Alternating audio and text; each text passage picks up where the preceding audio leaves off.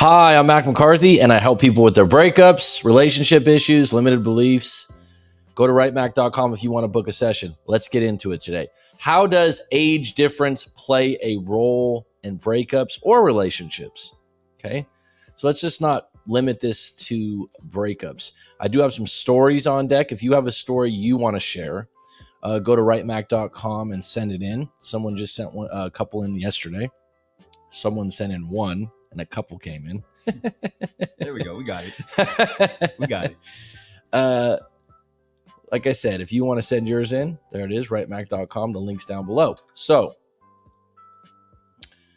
how does age difference play a role in breakups or relationships? Number one, maybe this seems obvious. Morals and values differ. So you grew up in a different decade. When I talk about age difference, let me just clarify. I'm talking about 10 years plus.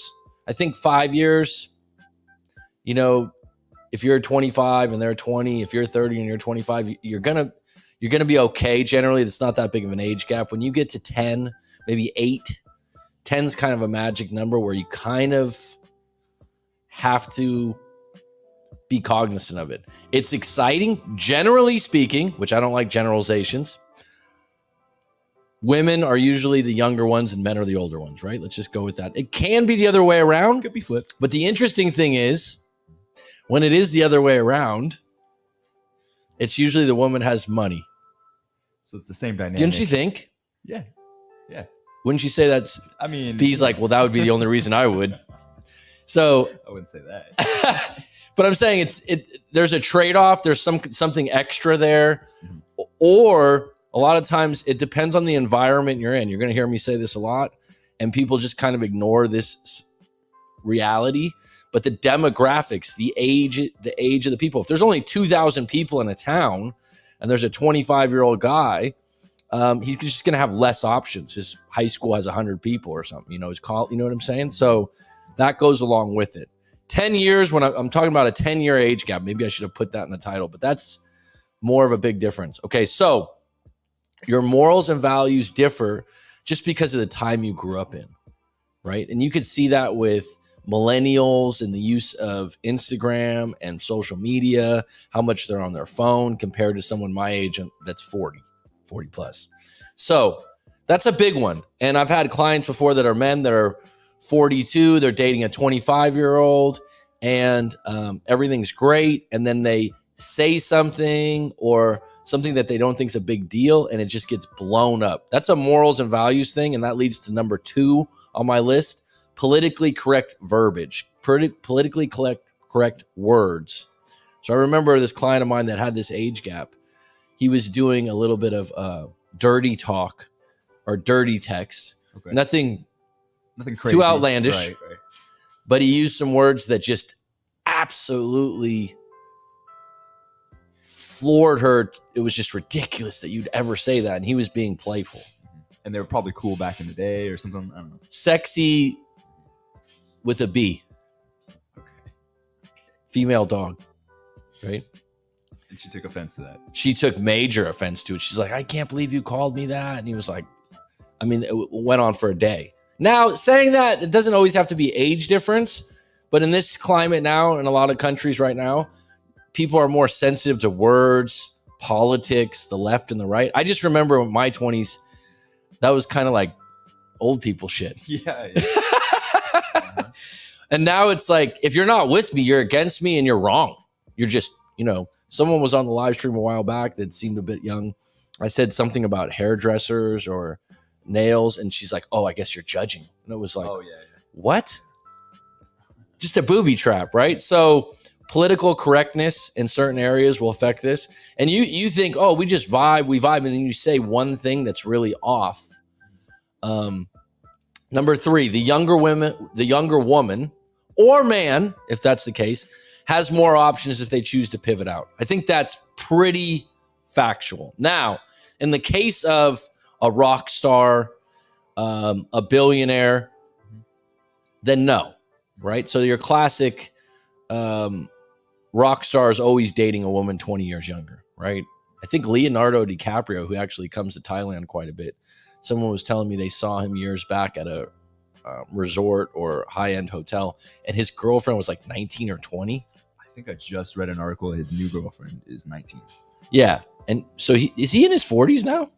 Pretty sure he's in his 40s. Yeah. I mean, so my point is, in that particular case, no, right? You're going to have just as many options just because you're famous and you're rich. And that's probably, social proofing is one of the biggest things that women are attracted to in men, whether you want to agree with that or not. I think that's across the board. Now, if you're just, dare I say, average to above average, you're dating a woman that's 23 and you're 40 or 35.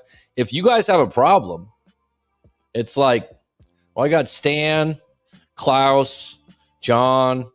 They've been circling the wagons for a while. There's a guy at work that kind of flirts with me within 2 weeks.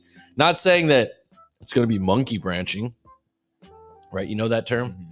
It's not that. It's just that they're just going to have more options. And if you have more options post-breakup, it makes it easier. If you have, whether you want to say that's wrong or, oh, there's just another orbiter or this guy's a douche, it's reality. Okay? So when you break up or you have a problem, she's looking at it like, I already got 2 or 3 more options because I'm in my 20s. She doesn't say that to herself, but that's just the reality. Where if you're 40-something, finding a woman that's in her early to mid-20s, it's just not as common for you. Okay? And like I said, this is what guys always tell me, and it's true. I'm 42, but I look great. Women always tell me I look, 32. I believe you. I'm fine. I'm just saying you're still not going to have as many options at that age group, right? So, number 4, no matter how good you look for your age, the age difference will supply some insecurities, okay? Again, maybe some exceptions to the rule, you're rich and famous. Maybe you're just not insecure then. Even then, I've met a few rich and famous people. I'm not going to name drop or anything like that. I've had a client or two, but they're insecure too. They actually sometimes are the most insecure. They're human beings, you mean? Is that? Well, no, it's one of those things. They're so used to getting attention and waited on that if you don't do that, they kind of think, what's wrong here? Right? So that age difference, whether you like it or not. And by the way, if you're dating someone that is supremely hot with 2 T's in your eyes, you're going to be a little bit more insecure if you think they're above what your hotness is. Okay? Not everyone gets into that. There's some people that looks are a different, thing. But if you're with a woman that's 25 years old, at her peak, looking good, and you walk into a breakfast place on Sunday morning and you're like, why are all these guys checking out my girlfriend? Everybody sees what you see. And that's part of the thing. That's part of being with someone that's good looking, okay? Or younger. Now, number 5, younger people are more impulsive generally. Again, generalization, just they're less experienced, less wisdom, and they're more apt to do something impulsive or make a bad decision. Okay? Or in a relation, let's just break up. I can't believe you said that. They're less reasonable. Okay? It just goes with being younger. More easily influenced by others. Not always, but if their best friend just became single and is having a great time, they're probably more apt to want to follow along than someone that's, say, 40. Okay, that's like, I've already did my partying. I've already had fun. Okay. Number 6, younger partners can sometimes feel like they're missing out. This seems obvious. Okay. Someone in their early to mid 20s that's with a guy that's late 30s, early 40s, that's established, has a good job, has a good career, has a lot of things going for him. He's also not going to want to probably party 5 nights a week or screw around. And that's probably attractive to that woman. But then maybe when she sees some of her friends having a good time, it might be, am I missing out? And did I squeeze every piece of juice out of my 20s? Think about that. And I've seen this before where someone's in a relationship where they get to their early 30s and they've been together from 26 to 30. And then all of a sudden they want to let their hair out, hang out with friends because they want to get it in. Time is not on the side of a lot of women. Women age different than men, right? Number 7, they want more adventure and risk, and you're over that part of your life. So this is more specific, but this can be true. You're at a place where you're easing into your 30s, your 40s, and they're like, No, I want to take off. I want to do some things. I'm not slowing down. I want to travel the world and go to hostels. I've heard this one before where it was like, guys like, yeah, I have no interest in doing a hostel run to 18 countries at 40 years old. And she's 25 and she takes off with her friends. That was actually a story that came in a while back. And the guy's like beside himself. I can't believe she left. It's like, well, these are some of the things that come up in an age difference. If any of you out there have a situation like this, please put it in the comments below. Eduardo Martinez, welcome. Rye Flint, good day, mate. What's up, Rye? Hand pink waving. There are some people compare their relationship to other relationship online to be the perfect relationship. I don't know if there's a perfect relationship. I'll tell you what, there's perfect moments. Yeah, but I think she's right. People like to just compare generally, on social media. And there are some people compare their relationship to other relationships. Because they see the perfect part. Well, Jessica, I haven't seen you on before, but Dean Snuts. Great name, man. Very class individual, I can tell. So going back to that, you know what I get a lot, Jessica, is that individuals go, well, I just want normal. A lot of females that I talk to in coaching, I want a normal relationship. I'm like, I've been doing this 5 years. I talk to a lot of different people. And the one thing I could say is like, what's normal? That's just what your ideal is. But whenever you think about your friends, family, and colleagues having a great relationship, I talked about this yesterday, you don't know what happens behind closed doors and you don't know what's coming. Some shit happens. These stories I'm going to unpack today, a couple of them are like, what? People have some weird stuff happen and it goes, whew, and then someone goes, what the hell happened to my girlfriend? I thought we were cool. I thought we were, lifetime partners and soulmates. And now it's copacetic. Yeah. Now you want to travel the world and go to hostels. I'm actually very classy. I just have to remain anonymous. I'll believe you, D Snuts. I believe that. I'll just call you D. I was going to say just D. And actually, if you haven't been on the show, I live in Thailand. And Thai, D means good. Literally, that's the translation. So when you say D, it means good. And snuts means something to know. I don't know. It's snuts. Remember those jokes back in high school? Remember the all over? Do you know Oliver? You don't know that one? I remember there was like a football coach that used to have all these, and he was like, all over these nuts, all over these. You're like, okay, yeah, good one, man. Thanks, Coach. Sam Lujan, welcome. Sam in the building. What's up, Sam? B hasn't had his coffee yet. He's a little low on enthusiasm here, I can tell. I'm trying, man. Jeez, man. Christ. Down it. All right, so I got 3 stories. One's titled My Breakup Disaster. Send your story in to Right Mac if you want me to review it. It's anonymous. No one's going to know your name. And this is what's cool about it because someone recently was telling me, talked about this earlier, that I go a little bit hard on certain people or I'm being unsensitive or insensitive. And the reality is when there's no face or name to it, is it really that bad? Because if I send in my story, I'd be like, I want a perspective where someone's not overly caring about my feelings, but they're actually telling me the fucking truth. And people usually send me the story like, please just tell me the truth. Because your friends, family, and colleagues, a lot of times they either have pity for you or they just impose their own relationship onto you, which has nothing to do with your relationship. They might sugarcoat things a bit. They don't not everyone sugarcoats. Some people are on the reverse. If they're bitter and they're single, they want you to, if you have single friends and you're in a relationship, not all, but a lot of them are like, that'd be cool. I'd love for you to be single again. That guy's a jerk. So they go hard. Yeah. People want you to feel what they feel. Yeah. And then the other thing is they go, well, me and Dawn have been married for 20 years and I'll tell you our secret. And it's like, yeah, well, would you marry Dawn? You know what I mean? I was talking to a client recently and they were talking about how their sister was married to this guy that was really handy and he fixed all the broken things in the house and but I was like, when we got down to it, he's kind of a doormat guy also. Like the woman runs the show and I was talking to this woman. I'm like, well, your current husband right now, would you trade him in for this this other guy that's the handyman? Oh, hell no. It's like, well, what are you complaining about then? Do you know what I mean? Sometimes you look at someone else's partner, you're like, oh, she's so sweet. Or a woman's like, oh, he's so great. And then you're like, would you trade in your partner for that partner? Probably not. There's something about who you're with that you're attracted to them. So a lot goes into that. All right. Does anyone have any other thing to add to this? How does age difference play a role in breakups or relationships? Have you had a situation where you've had a large age gap?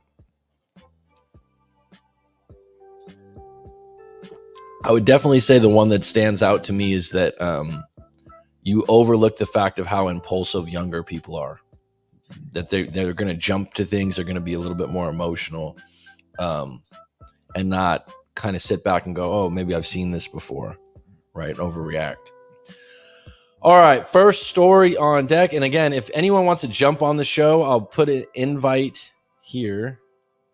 If you want to discuss a breakup you're going through right now, or a situationship, as I call it, you're in a relationship with a major problem you want to unpack a little bit. There is a link there I can get to you in a little bit after I go through these stories. And we do have Super Chat if you want to donate some lunch money for B. That would be kind. If not, that's completely fine also. I mean, I got my coffee, but a sandwich, something. A little sandwich? Yeah, sure. Why not? All right, folks, let's get into it. We got 10 on deck. It's a nice round number. What's your lucky number, B? Do you have one? I just like 10. 10 is? Yeah, 10. I don't know. It's not wow. lucky, but I just like it. What by chance? Mine's always been 11. Okay. Did you like that for your sports teams too? Did you wear number 11? Did you have a different one? I'm not going to tell you. It's personal. Come on. I've noticed a lot of women tend to date older men. Is there an explanation for this pattern? Yeah, I think it just has to do with maturity, experience, established. Yeah. Men tend to age better. Maybe women aren't going to like me saying that. It's not always true, though. But this would be a great answer for some of the women that are on. If Jessica's on, Rye's on, throw it in the comments. Why do you think that women tend to date older men? Yeah, that established. I mean, talking to women that have been in relationships where they're in a breakup and they're, let's just say, in their early 30s to late 20s, and they've been with a guy for 5 or 6 years and it goes south. Mm-hmm. A lot of times I've heard them say, like, I'm just going to look for a guy that's like 40 something because they feel like he's going to be more established, more loyal. He's gone through things like yeah. So I've heard him say that before.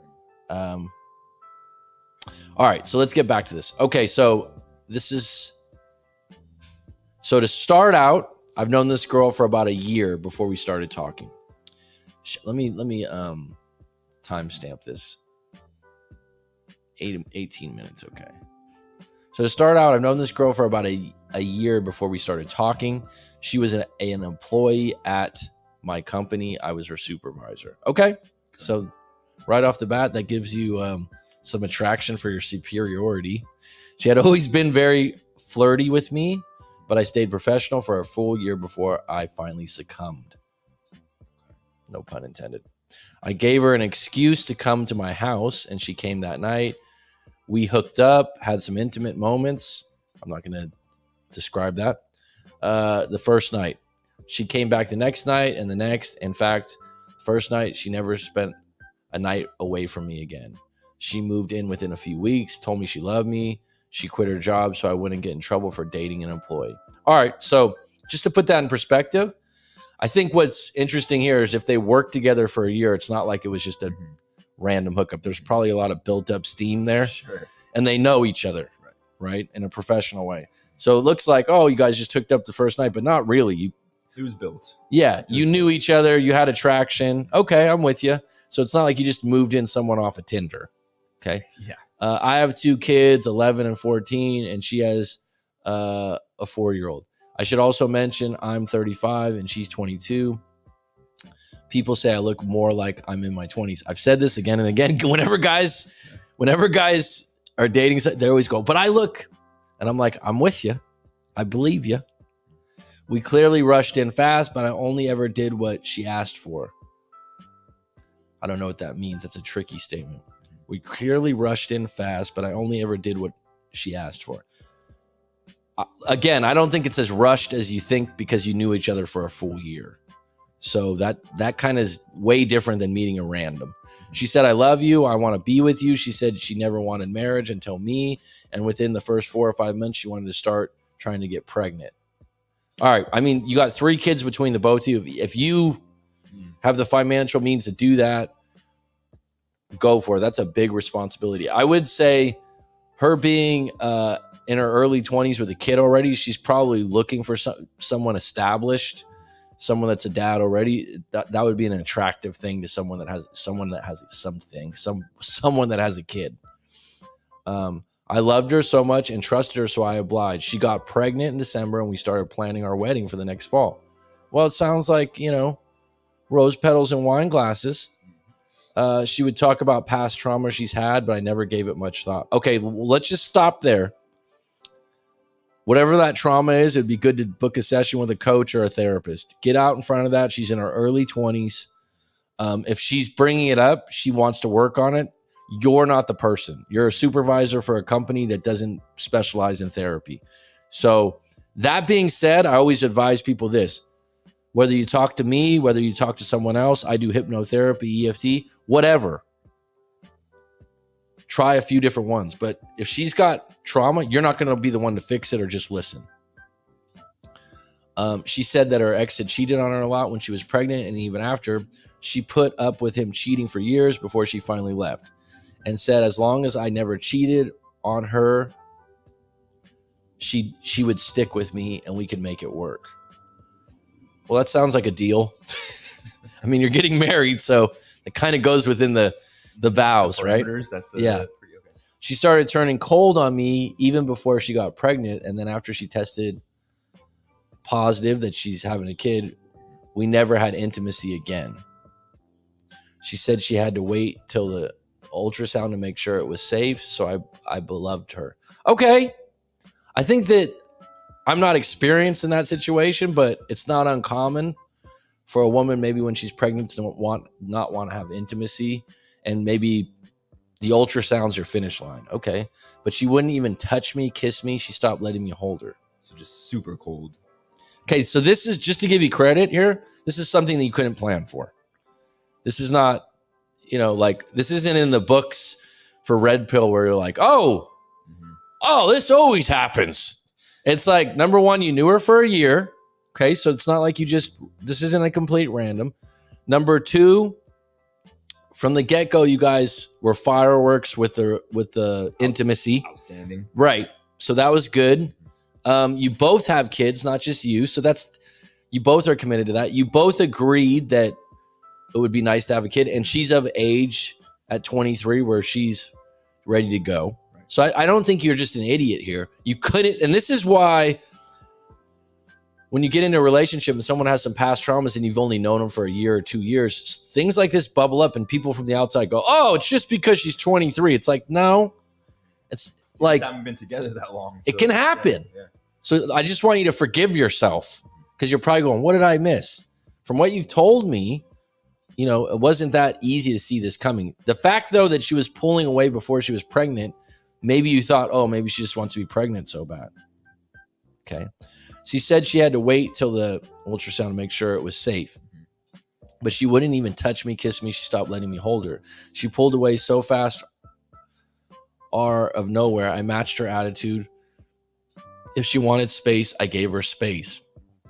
Now, what is it called after a woman has her kid? Postnatal depression? Oh, yeah.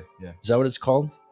I can't remember exactly what yeah, I know what you're talking about. But that's very common. And I've heard of... postpartum depression? Yeah, I've heard of a friend of mine that's what I'd call a distant friend. We don't talk very much, but I know him through other friends. And his wife, after 2 kids, like cut her hair and... Totally different. Yeah, and just went through that bad. So these are possible things. All right. She pulled away so I matched her attitude. If she wanted space, I gave her space. We didn't really argue much or talk much after that. I tried sitting down with her, and she just said she didn't know what to say. At this point, my advice would be to get couples therapy, or have her see someone. Now, if who she saw she wasn't comfortable with or she didn't like, or your couples therapist, but if you're getting married, you got kids on the way, that would be your lifeline right here. Not matching her attitude. There's something there that's hidden. She's got a gatekeeper from her past that has been sparked up, and now she's like, yep, you can't touch me anymore. You can't do anything anymore. This is scary, kind of. I tried sitting down with her, and she just said she didn't know what to say. I have this feeling she may have been cheating on me after getting pregnant, even though I never thought she'd be like that.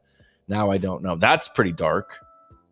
I want to know what the reasoning for that is. If it's just the coldness. I think that's one of the worst nightmares of men is your kid is in the womb and some other guy's in there. So let's just say this. I think means I don't know. So let's not assume that that's true. It's a possibility. She left this weekend to spend some time with her sister to think about things. After not talking for 3 days, me or her, she sent me a text message to let me know she wasn't happy and she didn't love me anymore and she was leaving. Impulsive! I'm just going to say this is more common in individuals in their early 20s. I've been doing this for a while. I know you're 36 and you look 25. You're Brad Pitt's little cousin. I believe you. Okay? I'm with you. Okay? Women in this age group, whether they're with a 25-year-old or a 37-year-old, they're just more up and down. Okay? So this is just, it's common. Okay? Like I said, this is harsh, though, to just go all in on like, I don't love you anymore. Now, I would add this.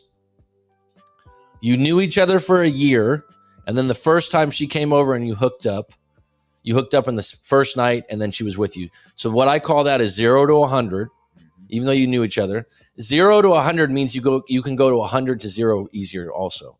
So women or men that love bomb or have high feelings quickly, they also go the other direction quickly. I know it sounds counterintuitive. Does that make sense? Yeah, there doesn't need to be much build up. I've only had one relationship where I noticed that.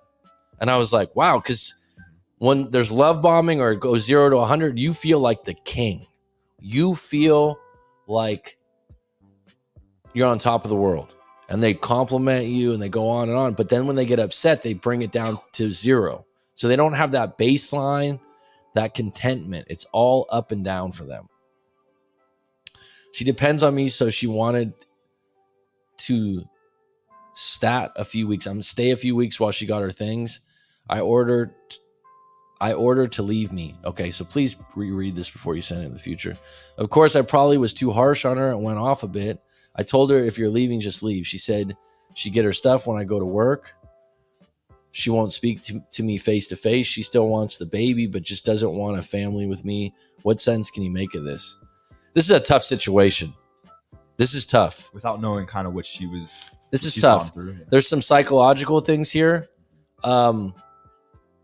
People from the outside are like, oh, you shouldn't have had a kid with her. You know what? Love is blind, right? And sometimes you can't see the hurdles that are coming. The fact that she goes and says she wasn't happy, she doesn't love you anymore, she was leaving, those are harsh things to say while you're pregnant with my baby. And she was the one that really wanted the kid, right? Right. In the first place, the family. Right. You might want to do a background check on her or get a private investigator. I know that, that's rare that B's heard me repeat myself a lot of times in advice. I rarely say that. I'm not saying she's shady. I would just... What's going on? Yeah, like this is a little shady. Number 2, you're pissed, you're upset. You might need to, like I said, book a live coaching session with myself. You need to talk about this. You need to unpack this with someone that's objective. Ask her if she's willing to go to couples therapy if you want to try to work through this because you're having a kid. The fact that she's abandoned or been abandoned by another guy, a lot of times when someone has happened when they're young like that, she has, a baby with another guy, she's just going on, things didn't work out with this other guy. So she's trying to get in front of it now. She's trying to get in front of it now. So you know what I was going to say. She's trying to get out in front of it, so she'll sabotage a good thing right now. Is she being irrational or unstable? Both, but I would want to know what's triggering her. So, for example, you're with someone for a long time and they're like, I just don't have feelings anymore. You kind of know because you've been together 5-6 years. The last 2 years, you're just bored. You're just bored. You're just, you've lost attraction. She got a different job, different friends. this is like, is this related to the fact that she's pregnant? Is this related, like, is she depressed? I'd have to ask you some more questions about her behavior. Or do you think she just met someone else and doesn't care? I mean, for me personally, if she's, because you said she hasn't had the baby yet, if I'm correct. And meeting someone else is that's tough, man. Yeah, I would, some guy, I had a client, this is wild. And she wouldn't mind me mentioning because she's come on the live stream a few times. She was 38, 39. She was going to get artificially inseminated on her own. She's like, I have the money to do it, all the stuff. And she goes, but it's really turning off guys that I'm dating.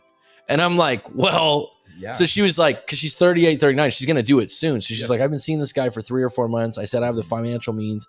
You don't even have to like be the dad, but he's looking at 9 months of pregnancy with a kid that's not his. I just don't think a lot of men, they might come around when she has the like after she has the baby, but while she's pregnant, to get to know someone during that time. That's a small part of society that's going to be okay seeking out a woman that's fully pregnant. So for her to meet someone else, I don't know. That sounds like a reach.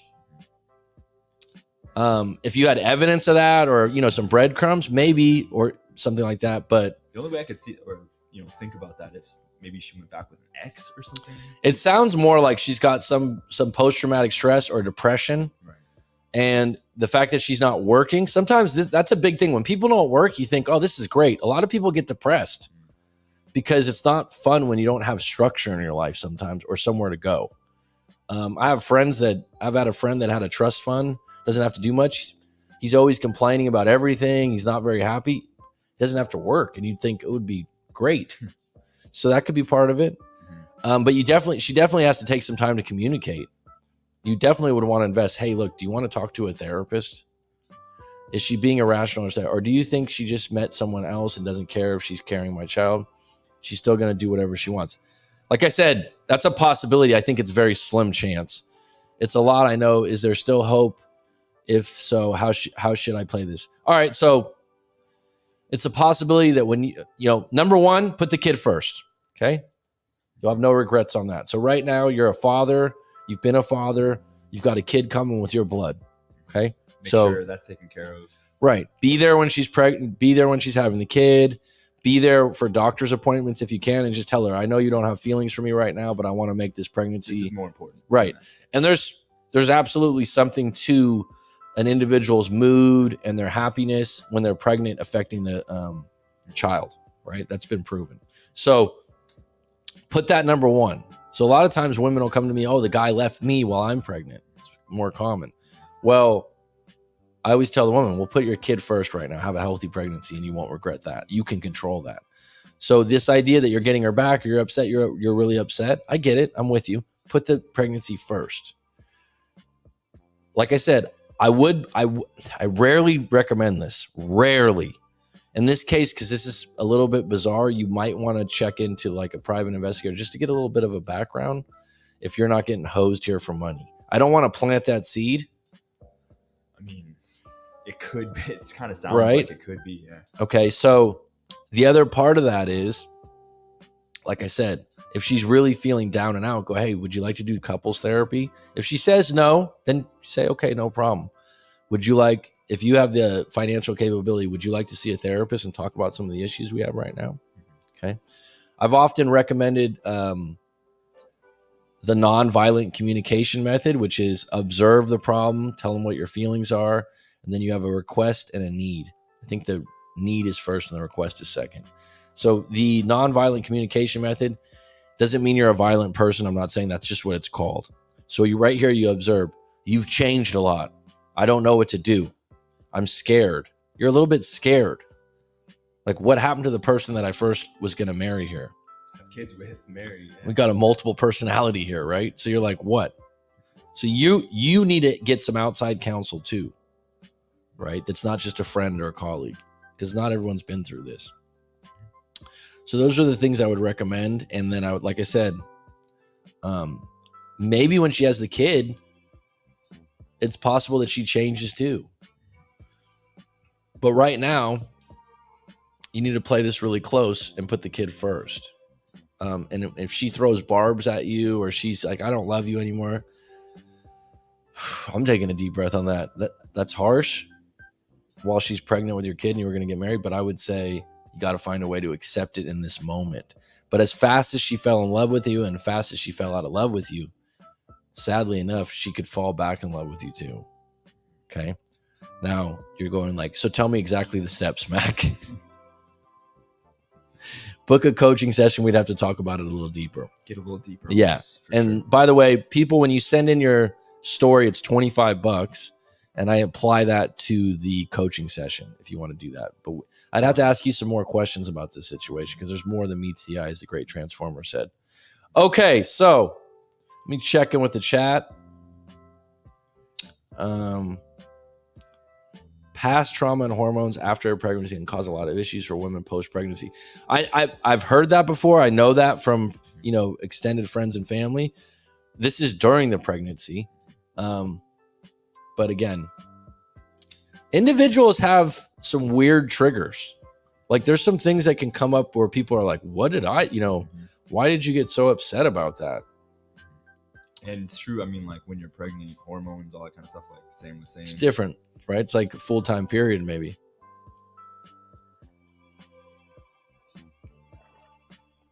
The Rochelle. She is also very hormonal. I would agree, right? Mm-hmm. Thank you for chiming in on that. The females here. So for you, when you said I just matched her, I know what you mean by that. I don't want you to, I wouldn't say kiss her ass. You're trying to play it cool, I would say, if she says some mean things, stay as neutral as possible. Give her space or whatever. But also like, hey, you got a kid coming here and you got, right? I mean, for me, when I've had girlfriends that are 1 day or 2 days away from that time of the month, it's like I can tell when you're a little extra emotional or a little extra upset, and I'll be like, is it in 2 days? Now, not all women are like that. And sometimes girlfriends would start laughing as they were half crying. And it's like, I'm making a joke because the issue wasn't a big issue. It wasn't like a crazy fight. It was just emotional. All right. Next one. The Great Rochelle. I've seen you on before. Wow, we got a mixed crowd today. Cool. Sweet.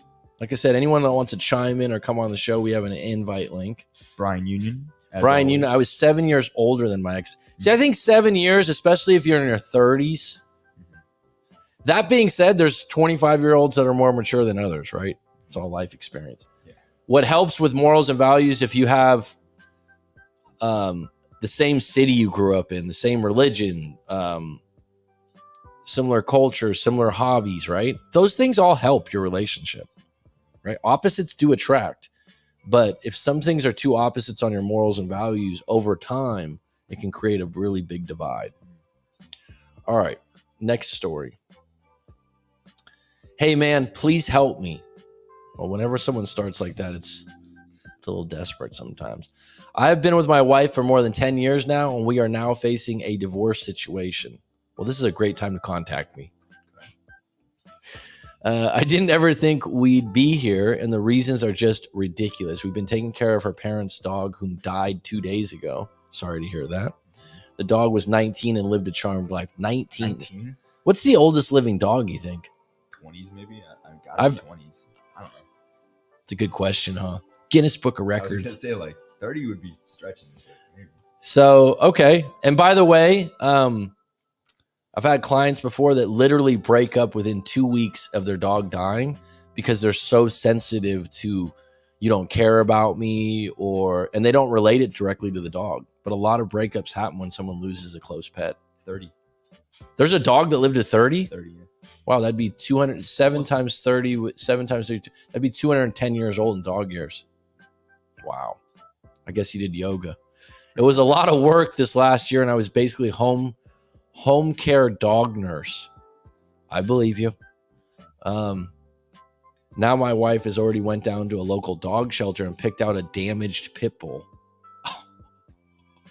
I just wanted to take a break from dogs for a while. And when I was a kid, my sister was bit bad by a pit bull, so I don't like them. The problem that she's already signed the paperwork and the dog will be here in a crate tomorrow. A representative of the dog shelter warned me that this dog has been abused and was probably used for fighting. Oh. They also mentioned not to carry any stick-like items around as it may attack. This is, I mean, I'm laughing a little bit, but my parents have 2 pit bulls for my niece and nephew. And, you know, they can be good dogs. I would say most of the time they're good dogs if they're raised. I think like dogs. You just have to. Dogs want you to feed them and provide safe shelter for them and things like that, and they become more like their. But that being said, if he's been nursing a 19-year-old dog and a home care dog, whenever you get a dog as a couple and you live together, let alone married, you should discuss what you're going to get. That's messed up. Let alone a street dog, right? Like that you're not on board to rescue. Mm-hmm. You should have a say in that. It's not cool. Last night, I put my foot down and said, we aren't doing this, and that I was pissed that I wasn't consulted. All right. Fair play. Fair. She broke down in a wild scream that she made a connection with this dog and that she'd divorce me if I didn't take the dog on. She called me heartless and bellowed on about how much the dog needed a good home. I suggested we get a puppy in a couple months. She scoffed back at these homeless dogs needed us. So this is one of those situations. You've been married 10 years. You know her better than I do. Okay? So that's completely, you know if this is within her nature or totally out of it. That being said, having a damaged pit bull that's possibly attack ready moving into your house, that's hard, man. That's tough, man. Her putting a gun to your head ultimatum is shitty also. Off the cuff, it sounds like the dog's already getting delivered and the paperwork are there. I'm thinking you don't want to get divorced over this, right? You don't want to play. I mean, keep in mind, like I said earlier, if this dog that was 19, that was her family dog, she's still emotional about that. She's trying to fill that void. So a lot of people that don't have dogs or close to their pets are like, what? Some people are like close to their pets like a human or a kid. Oh, yeah. So yeah. It's more difficult than you think. That being said, my thought off the cuff would be the dog's already coming. You're not going to get a lawyer right now over this. Okay. Let the dog come and see how it goes for a week. If the dog's really bad or bites you, then you have some evidence like, hey, we're not. Yeah, like look at what the dog's doing. She called me heartless and bellowed on about how much the dog needed. And by the way, I'm only keeping this in mind because you've been married 10 years. I don't know if you have kids or assets. Like it's different than if you were boyfriend and girlfriend for a year. Right? So just putting that in perspective. I suggested we get a puppy a couple months. She scoffed back at these homeless dogs need us. The next morning, the dog came and she just ignored me. I'm having second thoughts and considering putting my head down and giving the dog a try. I've researched pit bulls a little and they aren't bad, but the other problem is my family will probably refuse to come over. They hate pit bulls. Well, I mean, that can be fixed. You could put the pit bull in a kennel or outside or, there's ways around. Yeah. That for sure. Right. I just feel after 10 years, I deserve more respect on decisions like this. I mean, she's made some big purchases before or we fought before, but this just feels like I've pushed in a corner and now the dog is already here. And honestly, I'm scared of the damn thing. Absolutely. I mean, that's a big life change that you're doing. I mean, God. Like I said, is this worth getting a divorce? You know her better than I do. Is this something like she's always winning the arguments? Does she always say, well, we'll get a divorce then to win an argument? Or is this something she's just passionate about saving dogs? Right? So he said, I'm scared of the damn thing and the dog senses it. Yeah, I'm scared. What do you think I should do? I don't want a divorce over this, but I'm facing 10 plus years housing an abused pit bull and our yard isn't very big. How do I work around this? We'll call the dog whisperer, right? I would say if you're not willing to get a divorce over this, which I think would be extreme, give the dog a chance. I know where you're coming from. I'm with you. She should have consulted you. You're scared of the thing.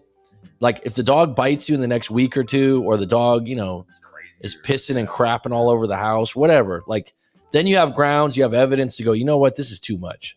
This is way out of line. And you said you were the home care nurse. And you're right, it's not fair. Like I said, are you really willing to get divorced over it? I don't know.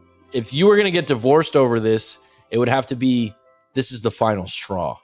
In other words, you always do this. You always are running over me. You're always threatening to break up with me.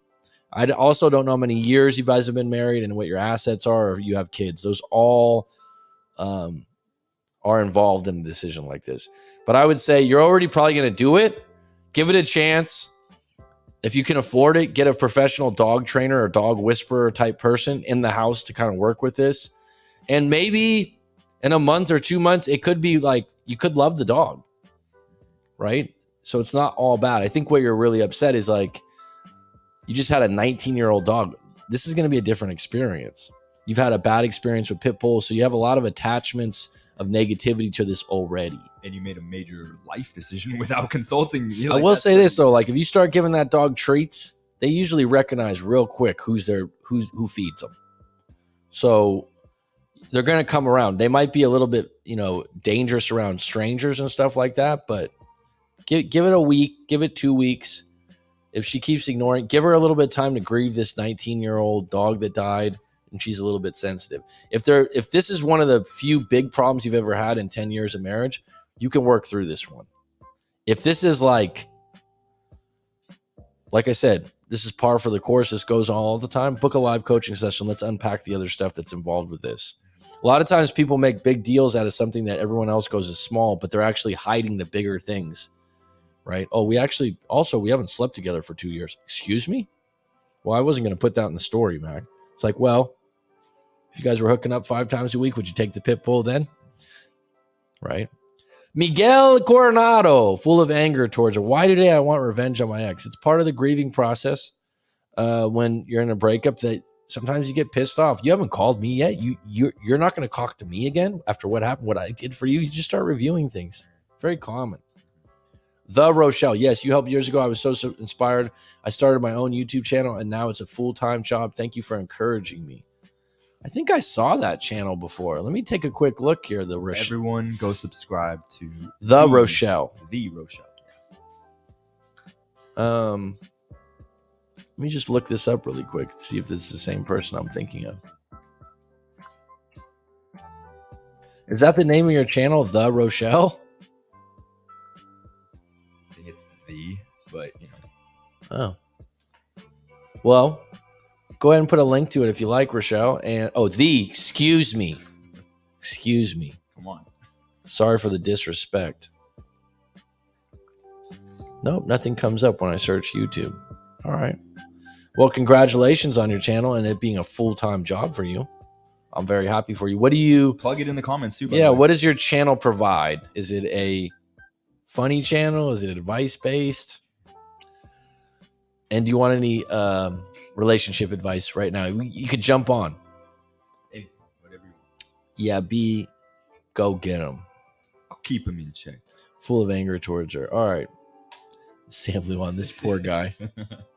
It's probably, like when you get married, this is part of the course. It's like, well, to death do us part, take on the battle, take on the pit bull you're scared of that was just delivered to you. A dog in general is a pretty big decision, but one that's got trauma. So I was just thinking about this. A friend of mine they live in California. They're a couple friends of mine. Mm-hmm. They've been together for years. They never got married though. Never had kids. And he's a computer programmer.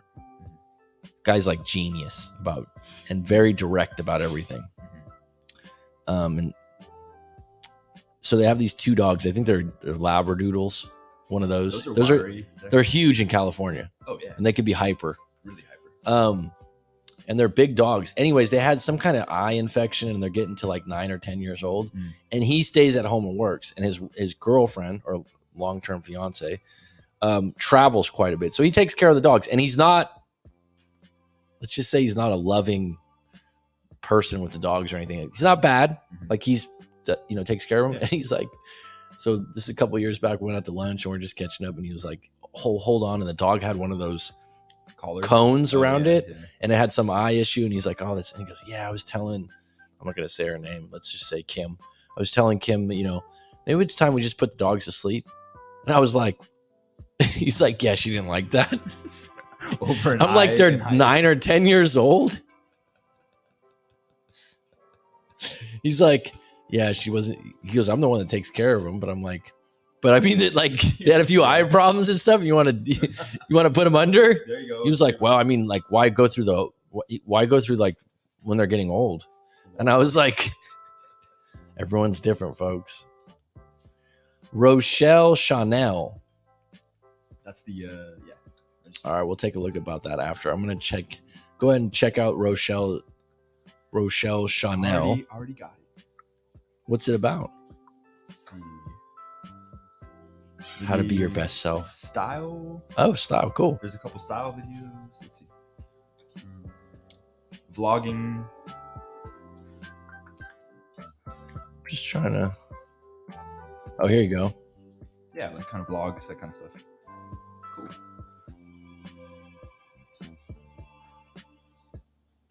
Interview tips resonate up to your career. Good for you, Rochelle. Looking good. Weekly vlog. Solo dates, how to withdraw. Plus, okay. I'm going to have to take a look at these.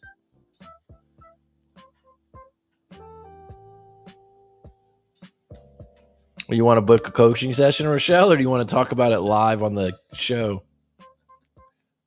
I can help you with that, actually. I do hypnotherapy now. Don't be scared about that either. Everyone always goes, oh, no. And EFT. So we can definitely talk about that. That's a big thing, actually. When you talk to your friends and family, myself included, now doing this for a while and really connecting with some of my clients, it's like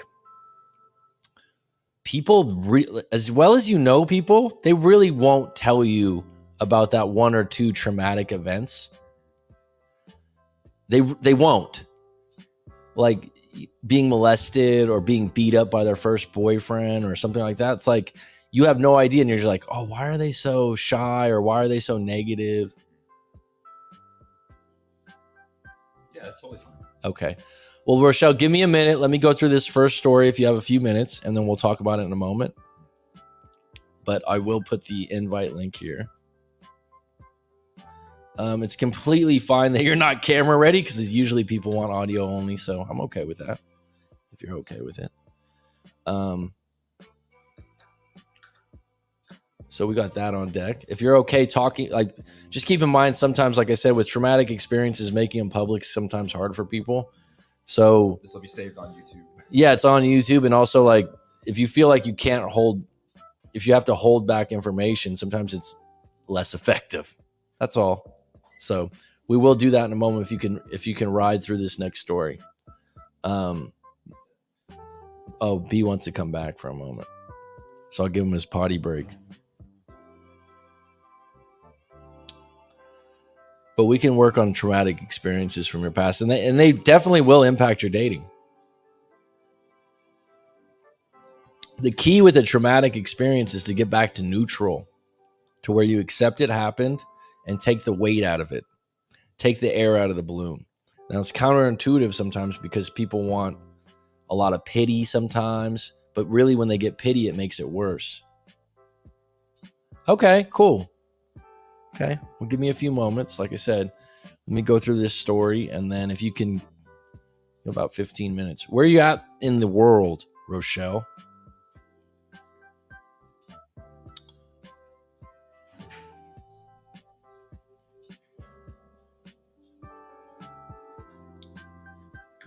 All right, I'm going to take my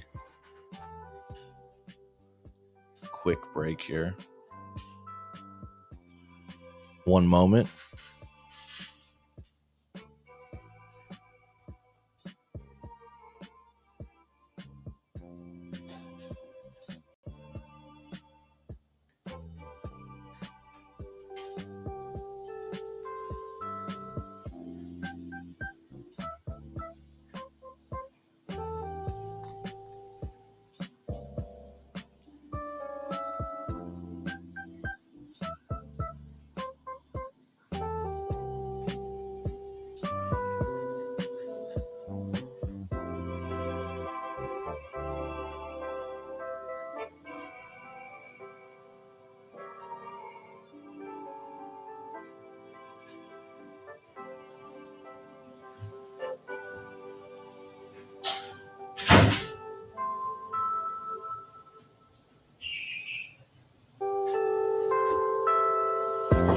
Houston in the house. All right. Houston, Texas.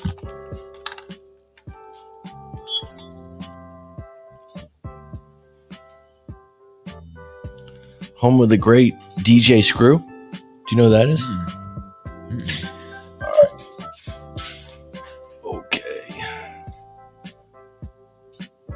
Okay.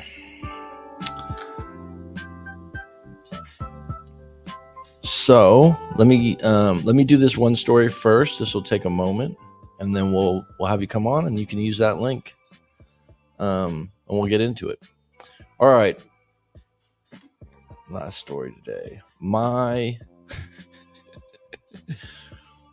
breakup disaster is what this was titled. Like I said, if you send in your story to writemac.com, you can put your own title on it. My boyfriend and I have been together for 1 year now, and it's a super good relationship. Super good. I believe you.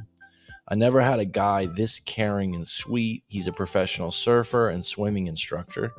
Cool. And I'm a surfer too. Good.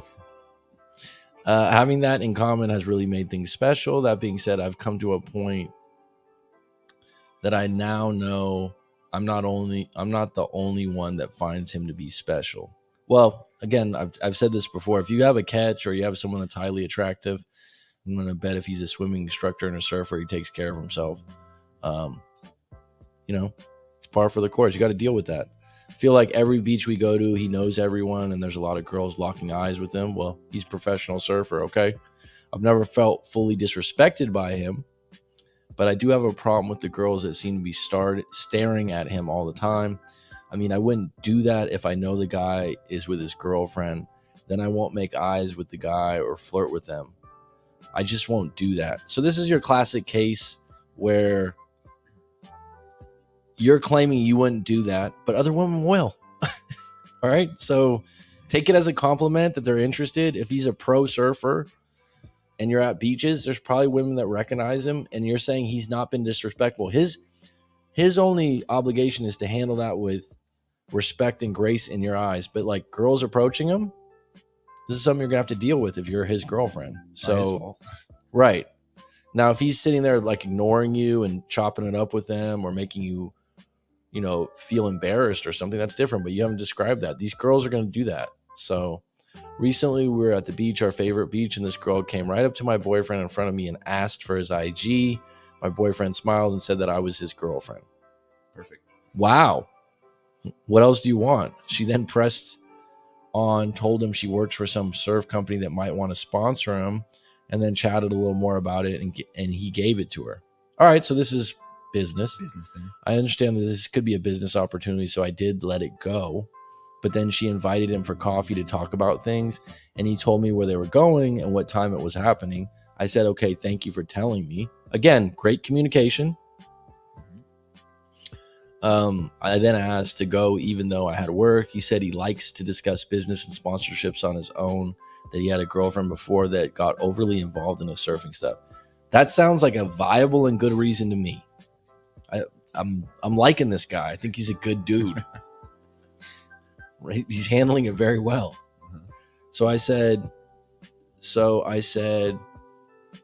okay, but I went anyways, and I actually went disguised with a wig and shades and hat too.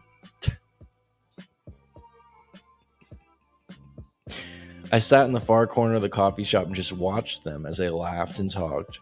She really was with a company, but the part that made me blow up is when they got up to leave and she hugged him and then proceeded to keep her hand on his shoulder. I followed her out to the car and I confronted her. I actually tried to slap her, but slipped on some sand and fell. She smiled while I was down on the ground and got in her car and took off. All right, so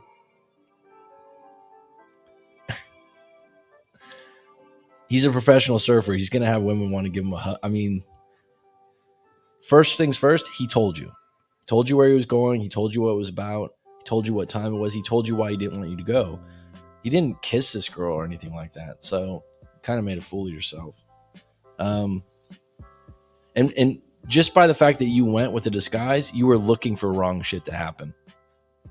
Right? Put you in the wrong frame. Yeah, already. you already were looking for stuff. Just realize that you want to be right about that. I followed her out to the car, confronted. She smiled. She told my boyfriend about the incident, and now he told me he wants to break up, and that this was not okay. I can't believe he took her side. He said the fact that I don't believe I did anything wrong is really the reason he won't go back to me. I really like this guy. What he's saying, translation, is take responsibility. You fucked up. You did something wrong. Admit it. Right. Like, you're not going to validate that you had a hug at the end. He told you where he was going. And what's going to happen the next time this, situation comes up? You're gonna stalk. And by the way, this could ruin a possible sponsorship for him. Yeah. And you know what? I'm going to add something else. Sounds like he has options. So why would he want to go with someone that's become a paparazzi? That's his girlfriend. Come on. It's good that you write this anonymously so I can be honest with you. This is ridiculous. And like the responses you're saying about him, it's like, great guy. Perfect. Smile was on the ground. I can't believe he took her side. He said the fact that I don't believe I did anything wrong is really the reason he won't go back to me. Then last night he texted me good night and miss you. I went over to his place to surprise him. Full bikini under a raincoat. Okay. Like in the movies? Yeah. When I got there, he had a girl over because I heard them laughing. I knocked on the door anyway, and he opened it and I said, I thought you missed me. He told me now's not the time and that the girl was over was none of my business. I yelled at him and took off. And then I had a few drinks at home. I don't know why, but I reached out to one of his friends that I know kind of likes me. This is exactly what I meant about impulsive. And I don't know. She hasn't mentioned how old she is. I'm just going to guess early 20s. So she messed up. She went over to his house. And then he was like with another chick. And then she's going to go do something with another friend. So this is what she said. He told me now. Okay.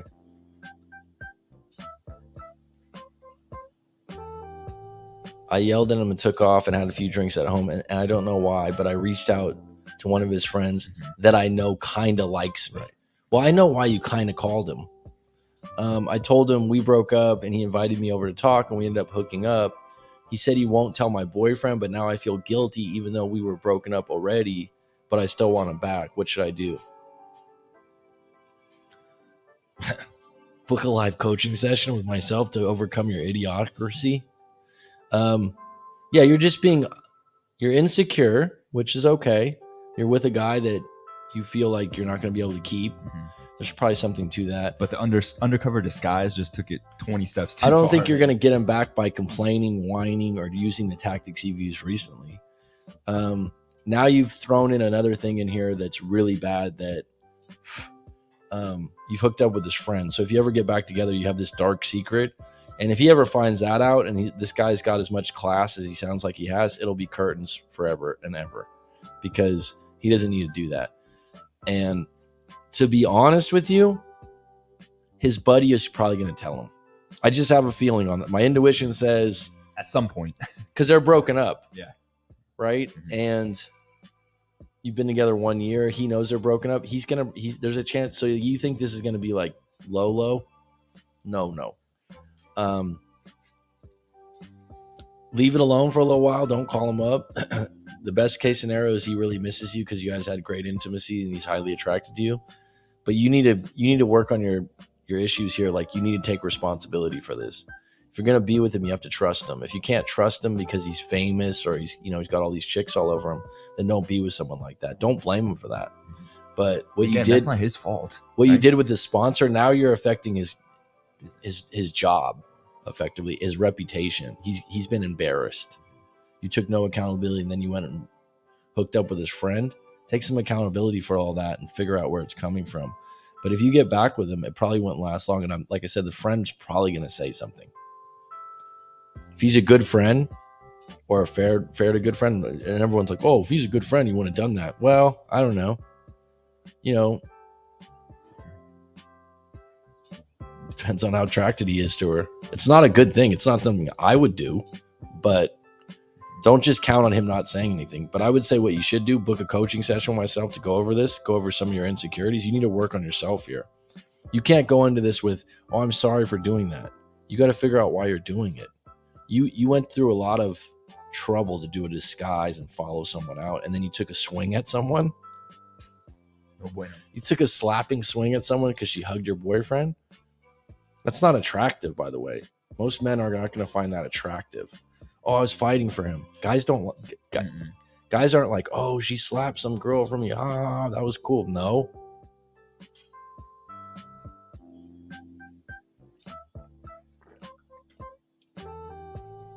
Take some responsibility and figure out why you're insecure, where this is coming from. And if it's just the fact that sometimes people are with someone that is famous or really good looking or has a lot of money, and they just don't think they're good enough, or they think they're with someone out of their league. If you have that thinking, you can't really have a good relationship because you don't trust them, because you don't believe that you're enough or good enough. You're always going to be looking up. Yeah. So, you see other couples sometimes, you're like, wow, the girl's really good looking. What's she doing with that guy? Guy has a good frame and he's got confidence. There's more than meets the eye sometimes, or vice versa. You don't put someone on a pedestal. But if he acts like he thinks she's better than him, right? Then he's going to lose her right away. It goes both ways. She's playing herself at this point, says the great Sam Lujan.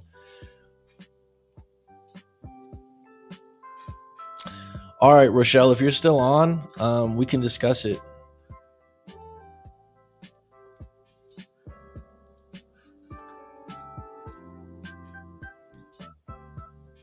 Man, I didn't have the mic, the headphones on.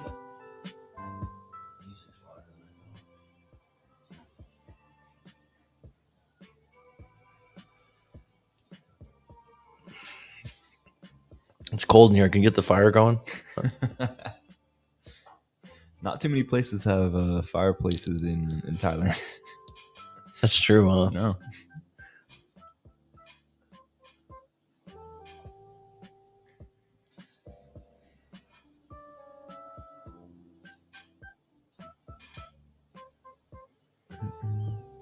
All right, you can come in from the waiting room, please.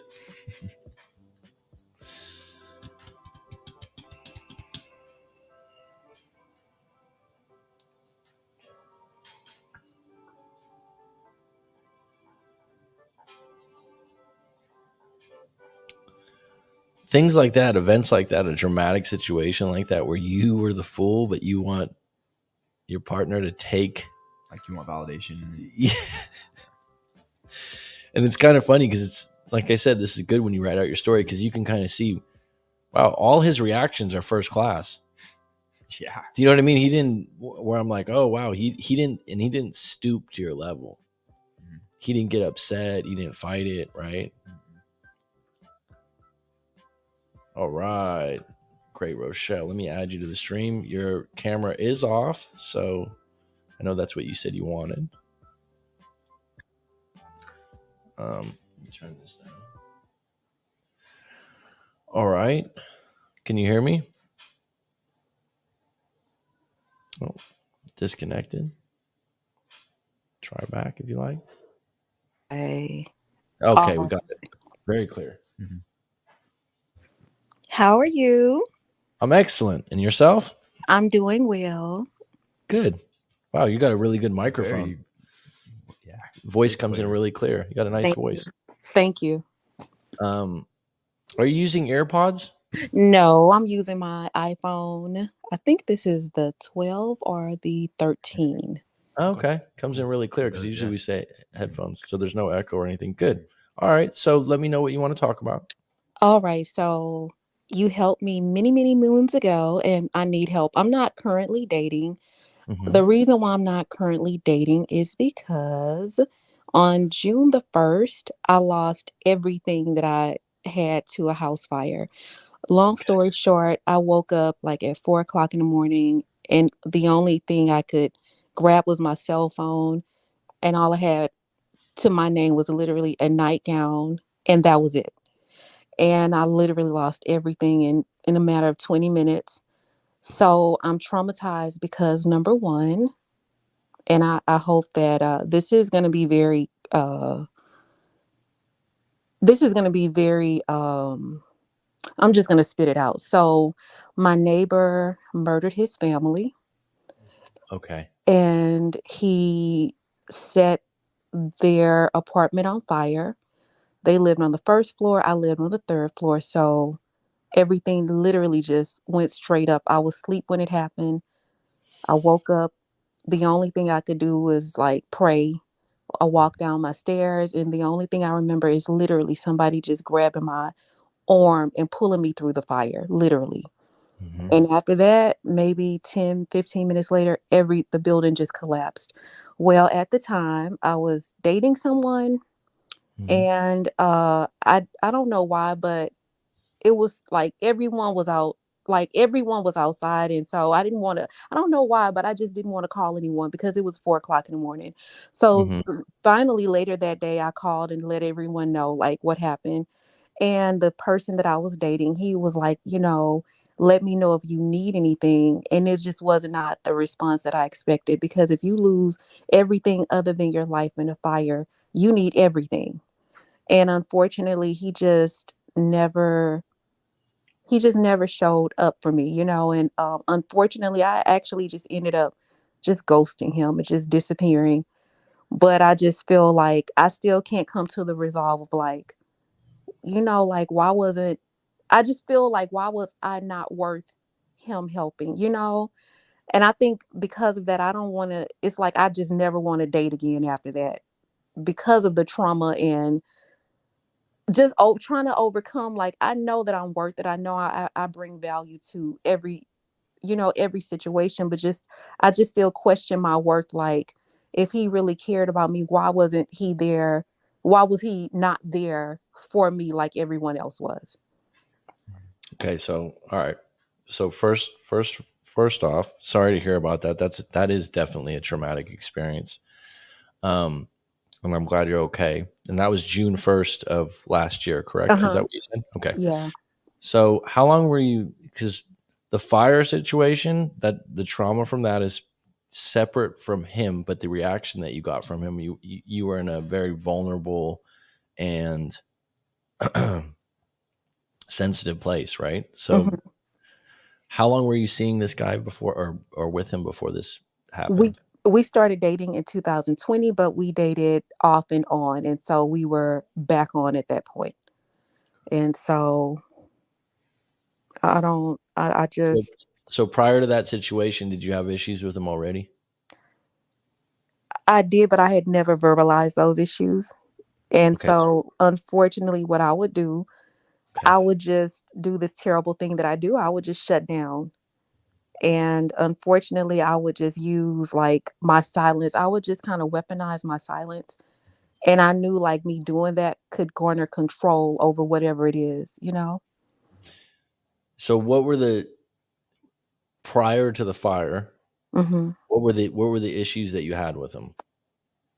Him not being consistent on certain things, you know, I just had a problem with that. He wasn't consistent the way that I want that the way that I was consistent.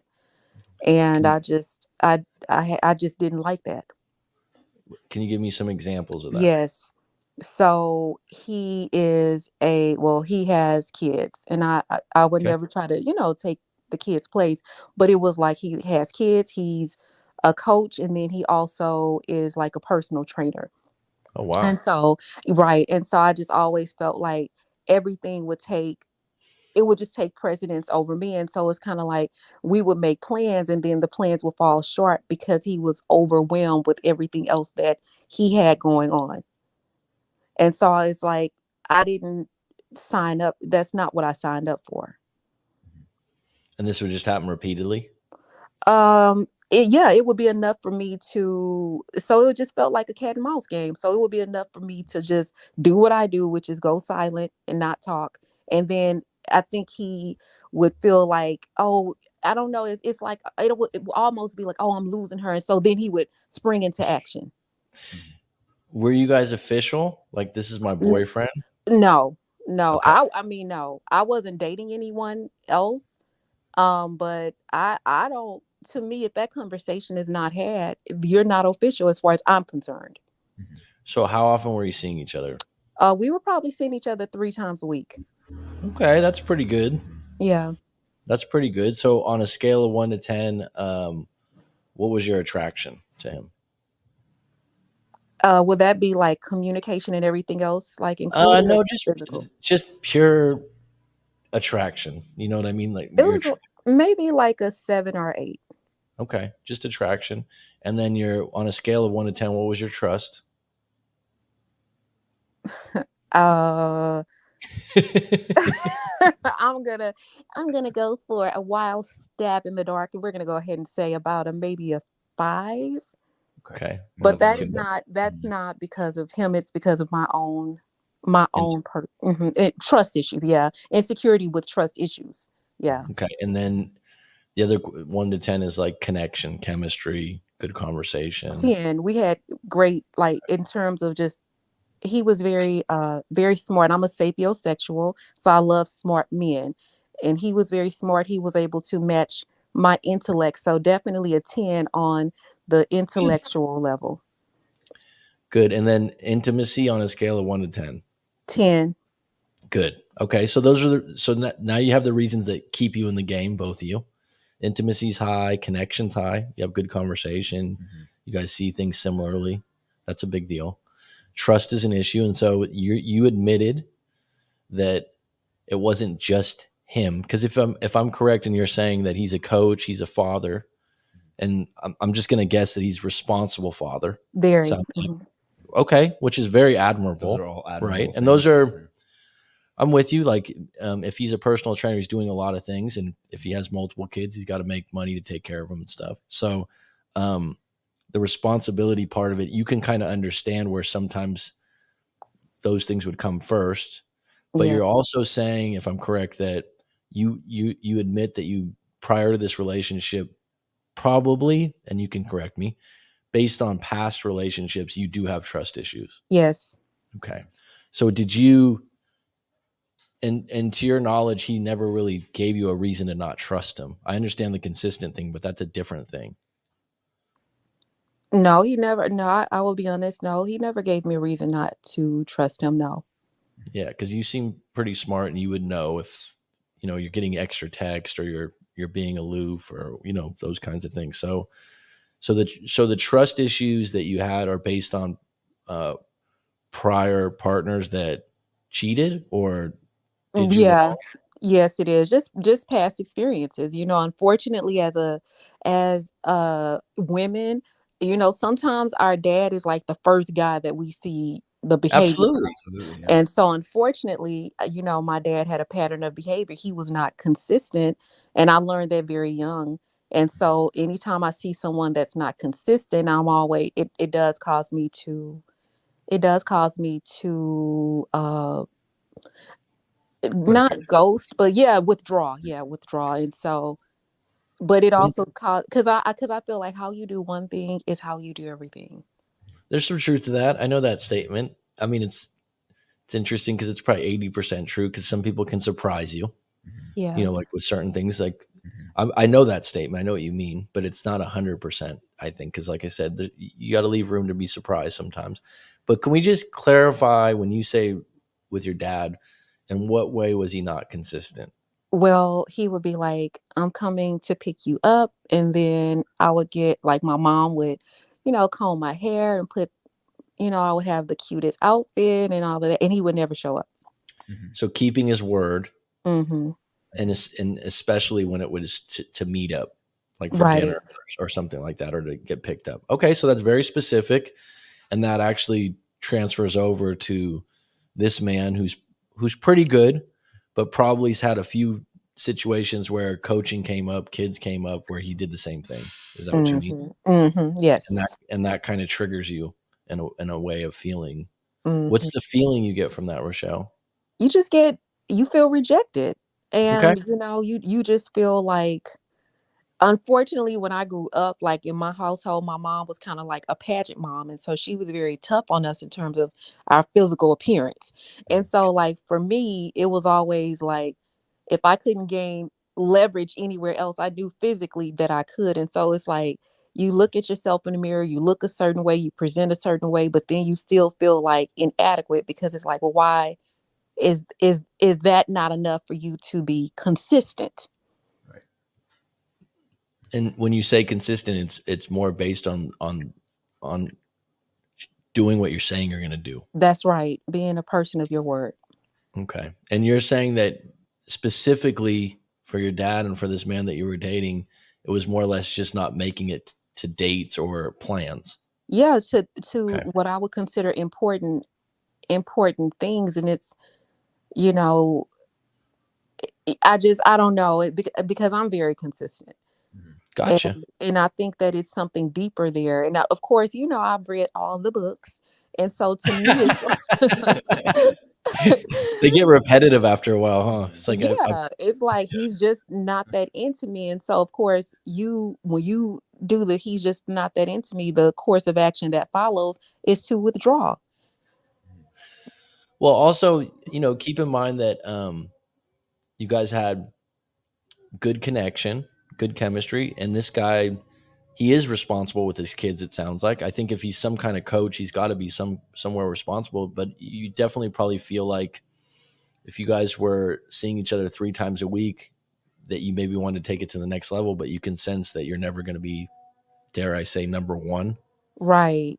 And that's something that you're striving for, or you just wanted a little bit more evened out? I wanted things to be a little bit more even out. I think I don't know. I wasn't really. Now I'm glad. You know what?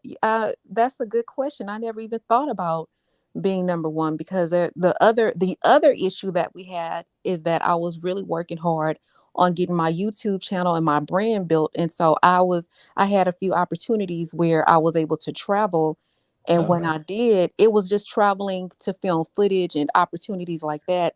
He would like get so upset. He would then do the stonewalling. And then when he would do the stonewalling, I would double back and do the stonewalling, and then we just wouldn't talk.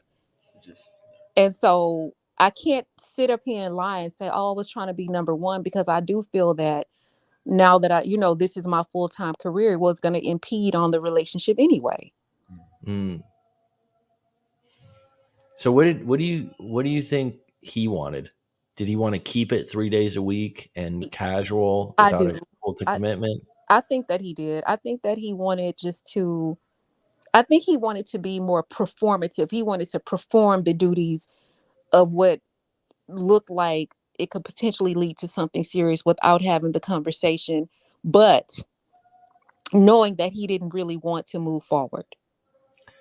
And did you want eventually to be married or live together? What did you want that was more? I know the consistent part. I'm with you there, Yeah. but like, did you want eventually to have a bigger title or to live Yeah, together? Or, I did. I didn't necessarily, I wasn't necessarily gung ho on the living together thing, but I did want us to evolve and move, just kind of move past.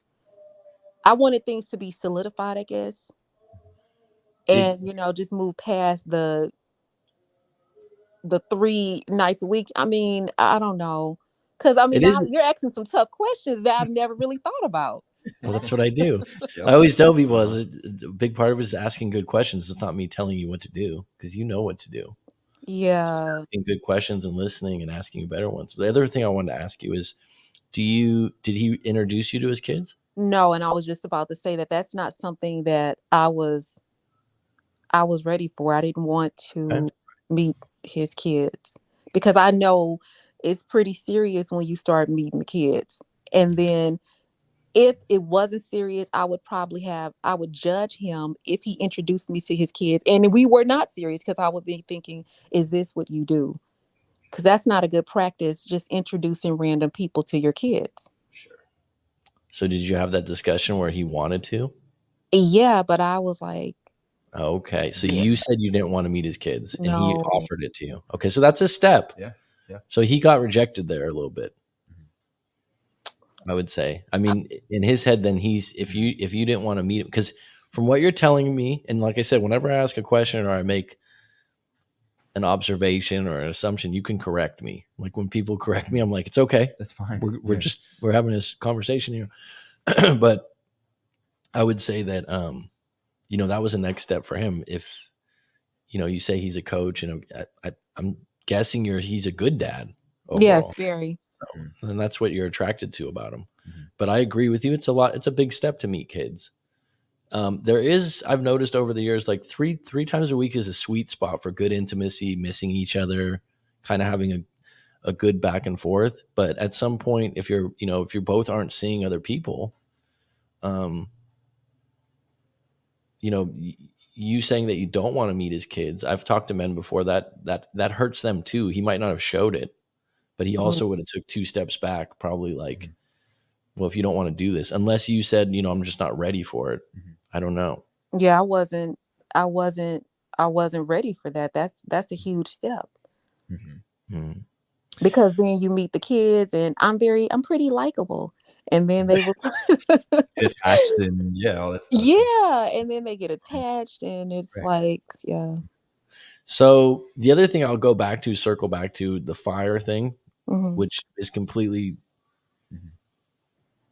something that I can't relate to because it's never happened to me. Right. Mhm. So, and I think that sometimes what gets lost in a traumatic event like that is some people, they don't have experience in what to do. Not everyone's a fireman or a therapist. Sometimes I'll talk to clients and they're trying to be the therapist to their girlfriend or their wife, and that's just not their thing. If he's a coach and a motivator, it might be like, okay, like the number one thing he's thinking, you're alive, you're okay. Nothing. Are you alive? That's what he's thinking in that moment. I'm guessing. Yeah. So that's number one. You're not in the hospital. You're okay. Well, if you need anything, and you're thinking like, you can't impose how much fear or emotion you had. That she's going in that moment. Yeah. Yeah. So when you're saying like he just didn't do the right, he doesn't know.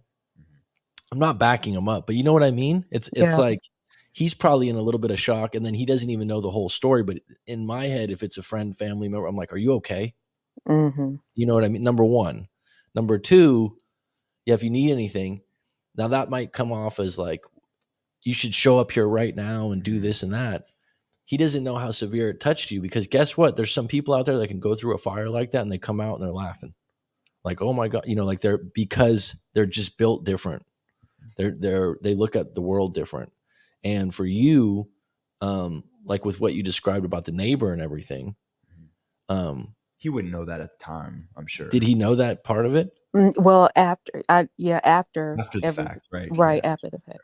So I'm just saying, like, I'm not saying he's bad, but not having all that in mind. And then when you did call him, when was it? What time of day was it?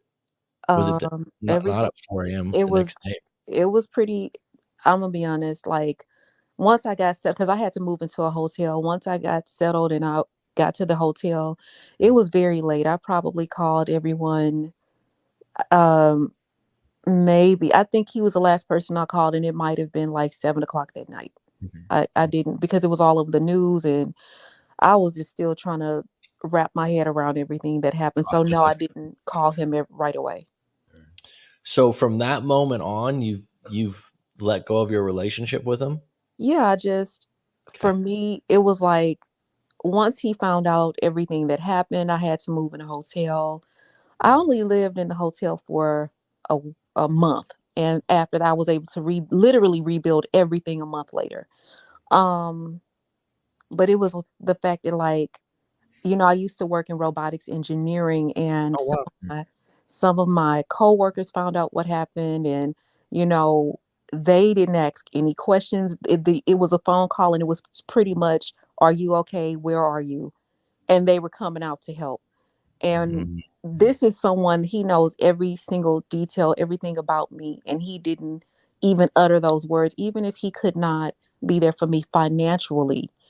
It was just one of those things like, well, pull up and let's go look at apartments together. Just be the mental support that I need, you know? So it was beyond that initial call. It was after the call that you're talking. Yes. So, okay. It was after the call. Mm-hmm.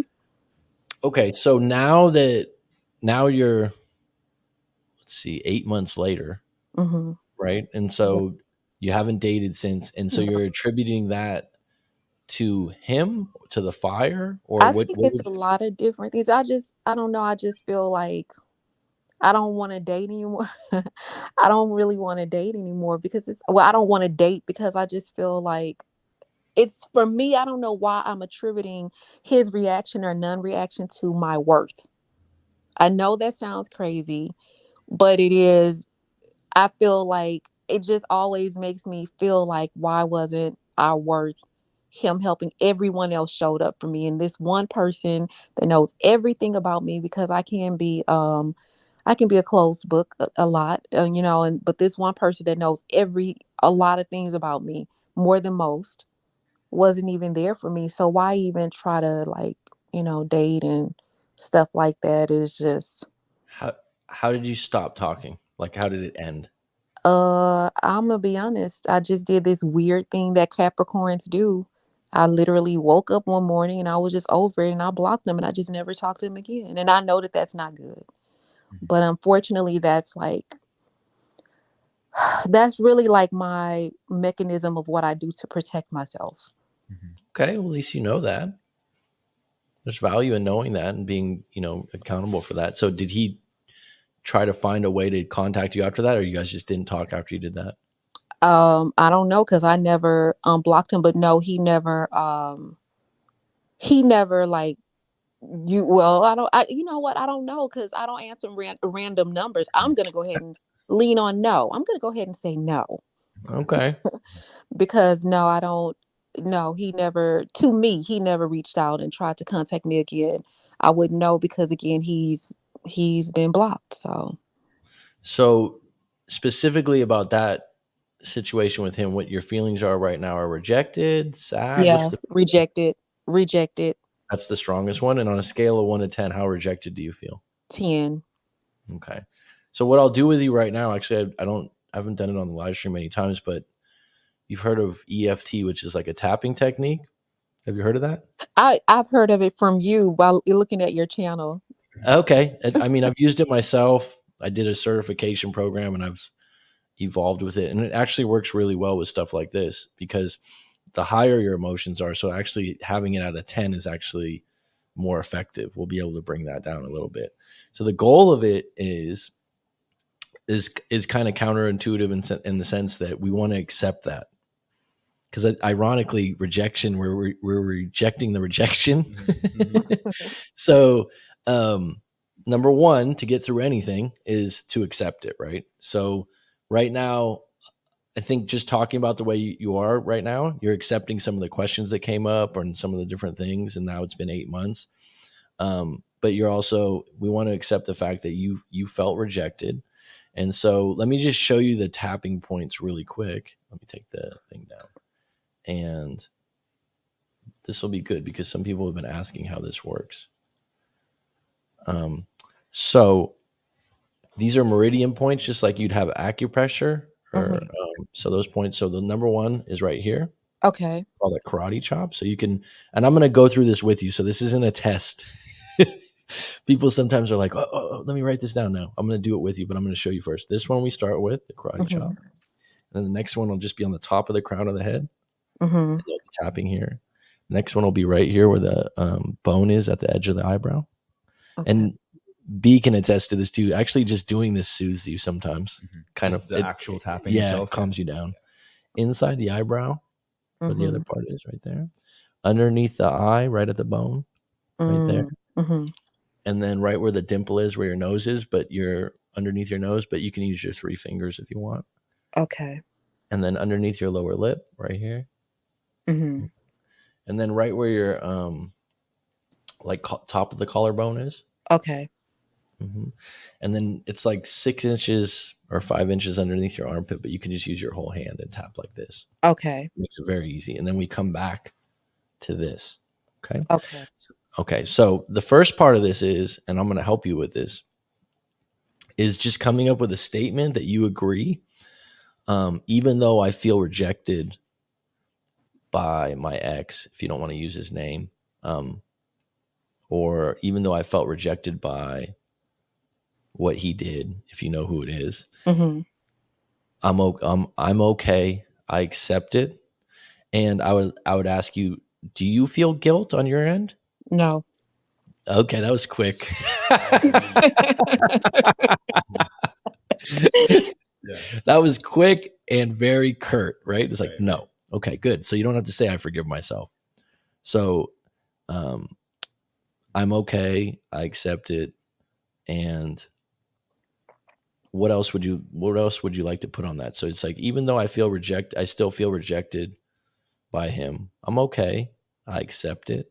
And I'm worthy beyond measure. Sounds good to me. Perfect. And then we can play with that. Like at the end, we'll do one round of the tapping, and we can change it a little bit. But I'm gonna after that statement, then I'll lead you through, and you can follow my lead, and then I'll ask you some questions through it. You ready? Mhm.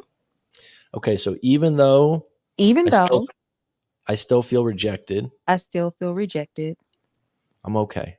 I'm okay. I accept it. I accept it. I'm worthy. I'm worthy beyond measure. hmm And I'm doing the best I can. And I'm doing the best I can. Even though I still feel rejected, Even though I still feel rejected, I'm okay. I'm okay. I accept it. I accept it. I'm getting better and better every day. I'm getting better and better every day. And I'm doing the best I can. I'm doing the best I can. Good. Top of the head. Okay. And just say rejected. Just the word rejected over and over again? Just say rejected a couple Rejected. times. Yeah, you don't have to say it over and over again. It's okay. Rejected. Mm-hmm. Right here where the eyebrow is. Mm-hmm. I feel rejected after what happened with the fire. I feel rejected after what happened with the fire. Mm-hmm. I miss him sometimes. I miss him sometimes. Mm-hmm. And that's okay. Yeah. Inside of the eye. I still feel rejected. I still feel rejected. I wish he would have been more consistent. I wish he would have been more consistent. I wish he would have been there more. I wish he would have been there more. Mm-hmm.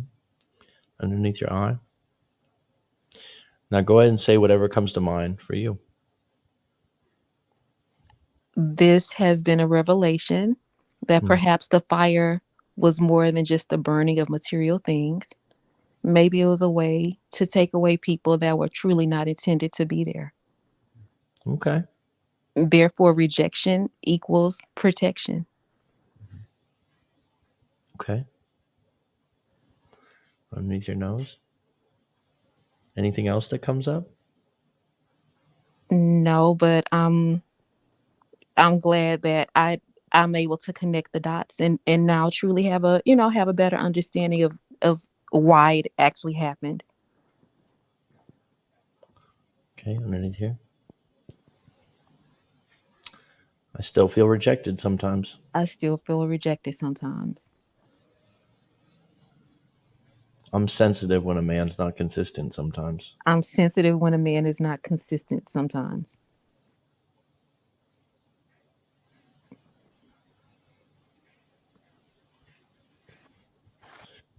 Okay. That fire was a traumatic event. The fire was a traumatic event. And he made me feel rejected afterwards. And he made me feel rejected afterwards.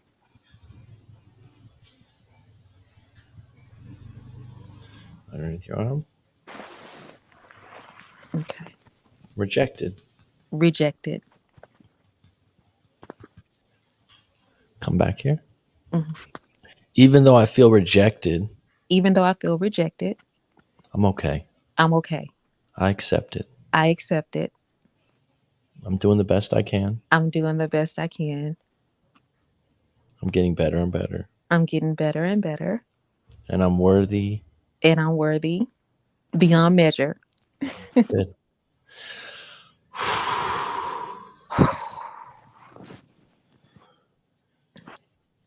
Okay. On a scale of 1 to 10, what's your rejection feel?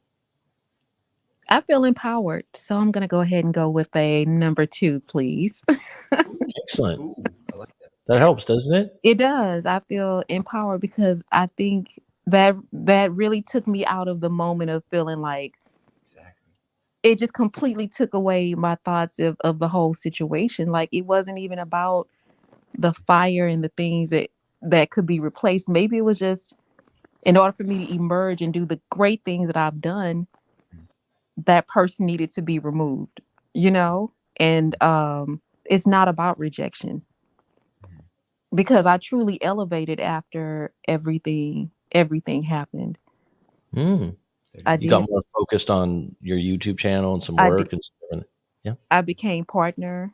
Um, I began to get sponsorships, huge Nice. recognition. Um, didn't have to worry about going back to corporate America. Good. Um, still being recognized, still growing. The day of the fire, I probably had 500 subscribers, and I grew my channel to over 10,000 in less than a year. Wow, Good. that's great. Um, Excellent. I do talk about you on my channel. Oh, thank you. Right on. You're welcome. And I talk about, how when I went through my previous breakup, you talked about the no contact rule, and the no contact rule is not it's not to get them back, it's to get you back. Hmm. And I I believe that. my experiences in corporate America, and I'm now able to use my not so awesome experiences to help people grow, Mm. gain leverage, and get the careers and the resumes that they want. And I'm also pretty comical. And so I'm able to use my life experiences along with this crazy Houston traffic to make people laugh. And honestly, I didn't know the power of laughter. Like my channel, it is very funny, but it's not me intentionally being funny. It's literally me telling you about life experiences and my relationship with my dad, but I do make it funny. Um, Lighthearted. Right. yeah, Yeah. it's very lighthearted and I make it funny. And I didn't know that just making people laugh is a huge, you don't think that it's a big deal, but it is. Hmm. Uh, Well, it and I, takes weight out of it. There's so many things that are so serious now, right? Like yeah, like part of selling things on Instagram and things are to make it like take a 2 sentence quote and make it really serious. yeah, yeah, it is. It's yeah, I know exactly what you mean. And what I was gonna say to you about the tapping thing, like if you ever Mhm, want to get that to zero, you can go through it and do it yourself. But what works really good now that you've done it one time is that anytime like this might spark up on you again, for whatever reason. mhm, You have a thought about him or something comes up and it triggers a thought and you get back to 10. You can mm, come back and do this again. Like I have clients that do it in the bathroom or, like do it because it just what it does, it doesn't make you so happy. For you, you had a breakthrough right away because you were very honest about it. You're not hiding anything. Some people have their guard up a little bit more, but but your goal is, and I'm told be this more often, so it's gonna be redundant, is getting back to baseline or just being okay. Everyone wants to be happy again. It's like when you're yeah, upset, you just want to get to baseline. You don't need to get happy. You need to just get to okay to deal with things. You don't want to be at 10 because that's where the problems are. Being at 2 or 0 is where you want to be, but that doesn't mean that you didn't still have a tough experience that that sometimes upsets you. So when you have that come up again or you see something that reminds you of him, you can definitely go back and do that. But your statements, like, they're really good. And if you ever want to learn more about this for your audience, let me know because I've done certifications and stuff for it. So it sounds like it would be useful because it's so easy, right? That's yeah, why people don't use it. I it could tell is. you like the one under the eye, right? Did that feel Yeah, good to you? Yeah, it that's the did. one. I like that one. I like I that one. think it was that one that helped me come to the resolve of like, you know Mhm. what, this really wasn't about the fire. This wasn't about rejection. It was about protection, Mhm. and elevation. There you You know, go. Mm, 'cause if Yeah. you really think about it, had I not, I was lucky enough to have this apartment like in this really swanky neighborhood, but the rent was dirt cheap. And had the fire not happened, I would still be there. But now I live in a very upscale, very upscale area now. And I would have never moved. I still would have just been there stacking my little YouTube money, traveling the world. But this helped me put everything into perspective. And That's great. maybe sometimes when things happen to you, people can't come with you, and maybe this is just a prime example of him not being able to come with me, you know. Um, sounds good to me. It's Oh, reframing a situation. I mean, and it's kind of funny because I've said this one before. I saw like a documentary on ayahuasca where someone went and did the things with the shaman and all that stuff, and they go, "Oh, you can ask a question," and the guy goes, "I asked him, why do good things happen to bad people?" I'm like, "Really? You asked him that in the ceremony?" You know what I mean? Like, and the shaman after they did it was like, "Everything's happening exactly the way it's supposed to." yeah. And it's like, Okay. maybe that's cliche for some people. The older I get now, I think it's true because a lot of times our bad events, they turn into something that smack us in the face to wake up and do something. Right. You know, Yeah. like that life's short, or you know, you want to. Sometimes you got to wake up to do those kinds of things. I think it's Right. important. So, And like how do you, you elevate and how do you grow without having bad experiences? Like, I've literally taken everything, you know, even from corporate America, having to deal with some of the things that I dealt with, and now I am on my way to become a career coach. nice, That's awesome. Yeah. excellent. And so um that's another reason why I jumped on the live, because I just wanted to know like how you got into coaching, and maybe you and I could book a coaching session with you, and you Yeah. can tell me how you got into coaching, because I'm looking for certifications, reputable certifications, hmm because I want to be certified, but it's also a service that I would like to offer as well. Yeah. Just to give you the short part of how I got into it, I've been a teacher for years. Yeah. So, Oh yeah. yeah, for 10 years. So, and I was the type of teacher that like the kids afterwards were like, "Can I talk to you, teacher?" And to about a variety of things, right? And I Mhm, just have always had an ear for friends anyways. Um, and so one time when we were doing public speaking class, which is something I taught at a university, um, I told them about a bad breakup I had. And then the maybe 4 or 5 of the students chose the same topic with a different breakup. And I thought, wow. And then I just started asking people to send in their story and then go over their breakups. And then it just evolved. I never got certified. Now, mhm, I'll tell you, I have checked out a few different programs. There mhm, was a couple that I just didn't continue with because I just thought, I've read a lot of books. You know, mhm. I'm not saying I'm better than it. It's very redundant. Yeah. Some of it was a little bit, and one of the reasons I was redundant, like to not call myself a coach, because some of the coaches are so, "Hey, have a super day, have a great, Yeah. fantastic, wonder." You know, it's like, fuck. One of the, you know what I mean? That's Like, I'm a down to earth, regular person that been through some shit in my own life and stuff like that. And I don't like when people like overly, it's a sale. Then it's like a fluff thing.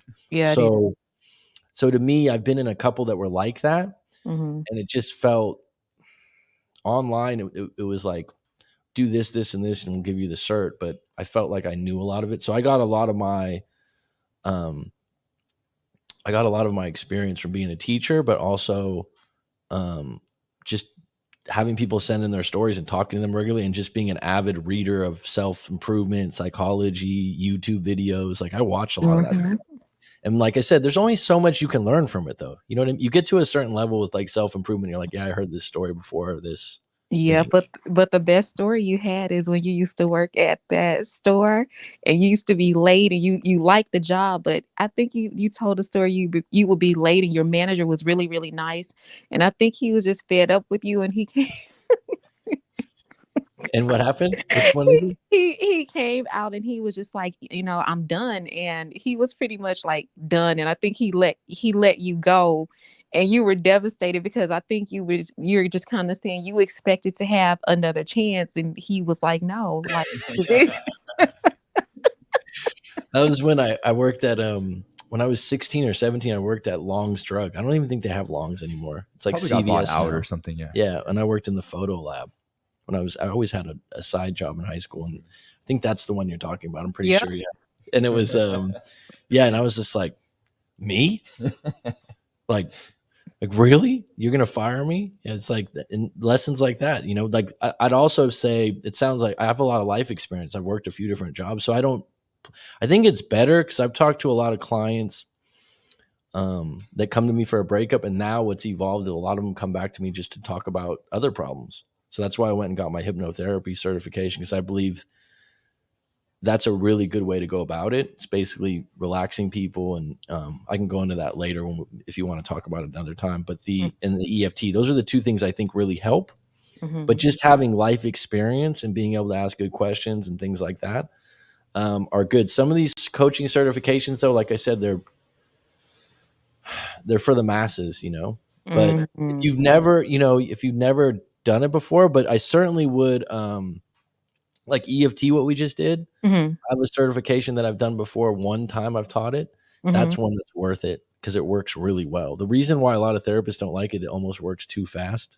So you can't, get people 10 times a month or whatever they do in this California where I'm from.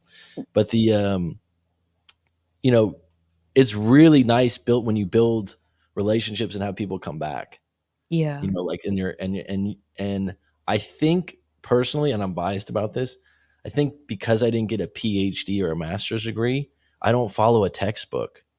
So I won't sit there and like label you and follow some kind of protocol. I really pride myself on making an effort to work with you based on your personality. So like certain people are more sensitive, certain people are more closed off. I think learning that as a teacher and I worked in retail at Nordstrom's when I was in my 20s. So I just worked with a lot of people. Yeah. And I think you have too, like you just mentioned your other experiences. And I think there's something to that, because the amount of clients I've had that are like, I like you better than going to my therapist, or because of some of the things that they follow, where I think having the ability to adapt to what someone's talking about, or admit like while you're talking, oh, I was wrong. You tell me. There's a lot of value when I have someone that corrects me. Okay, well, tell me what you think.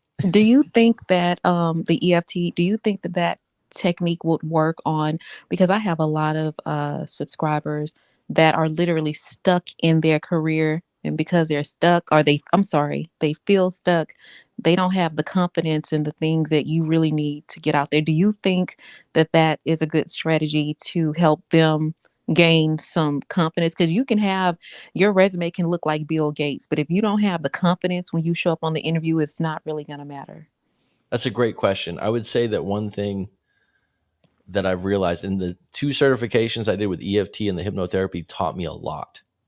Taught me a lot, because I'll be candid. I've said this before, but the hypnotherapy course I had to do, it was the first time in a long time. I'm 42 right now. I did it a year and a half ago.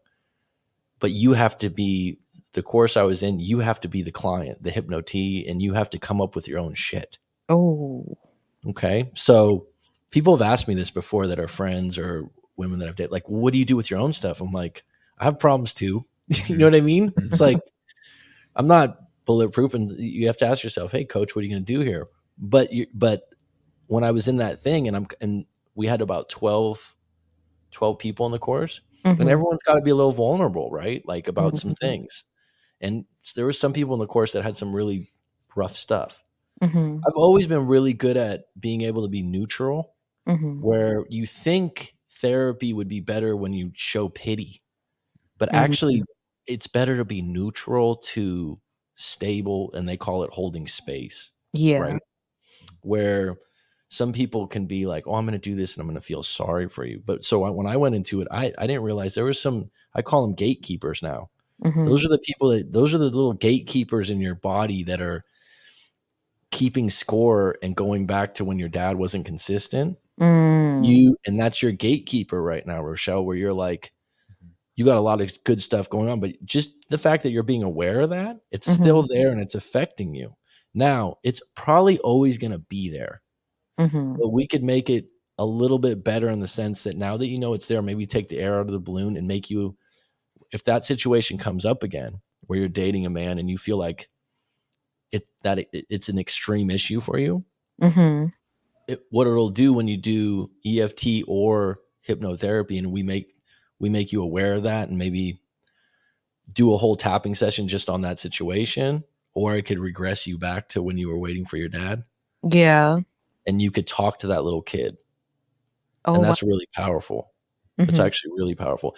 It doesn't mean you erase the memory, but memories are malleable. Yeah. So you could go back there and be the support that little girl needed.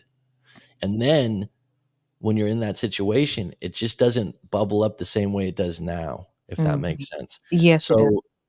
So after I did that course, I was always number one, whenever you're doing coaching or something like this, number one, good intentions, Yeah. right? Like I'm here to help you.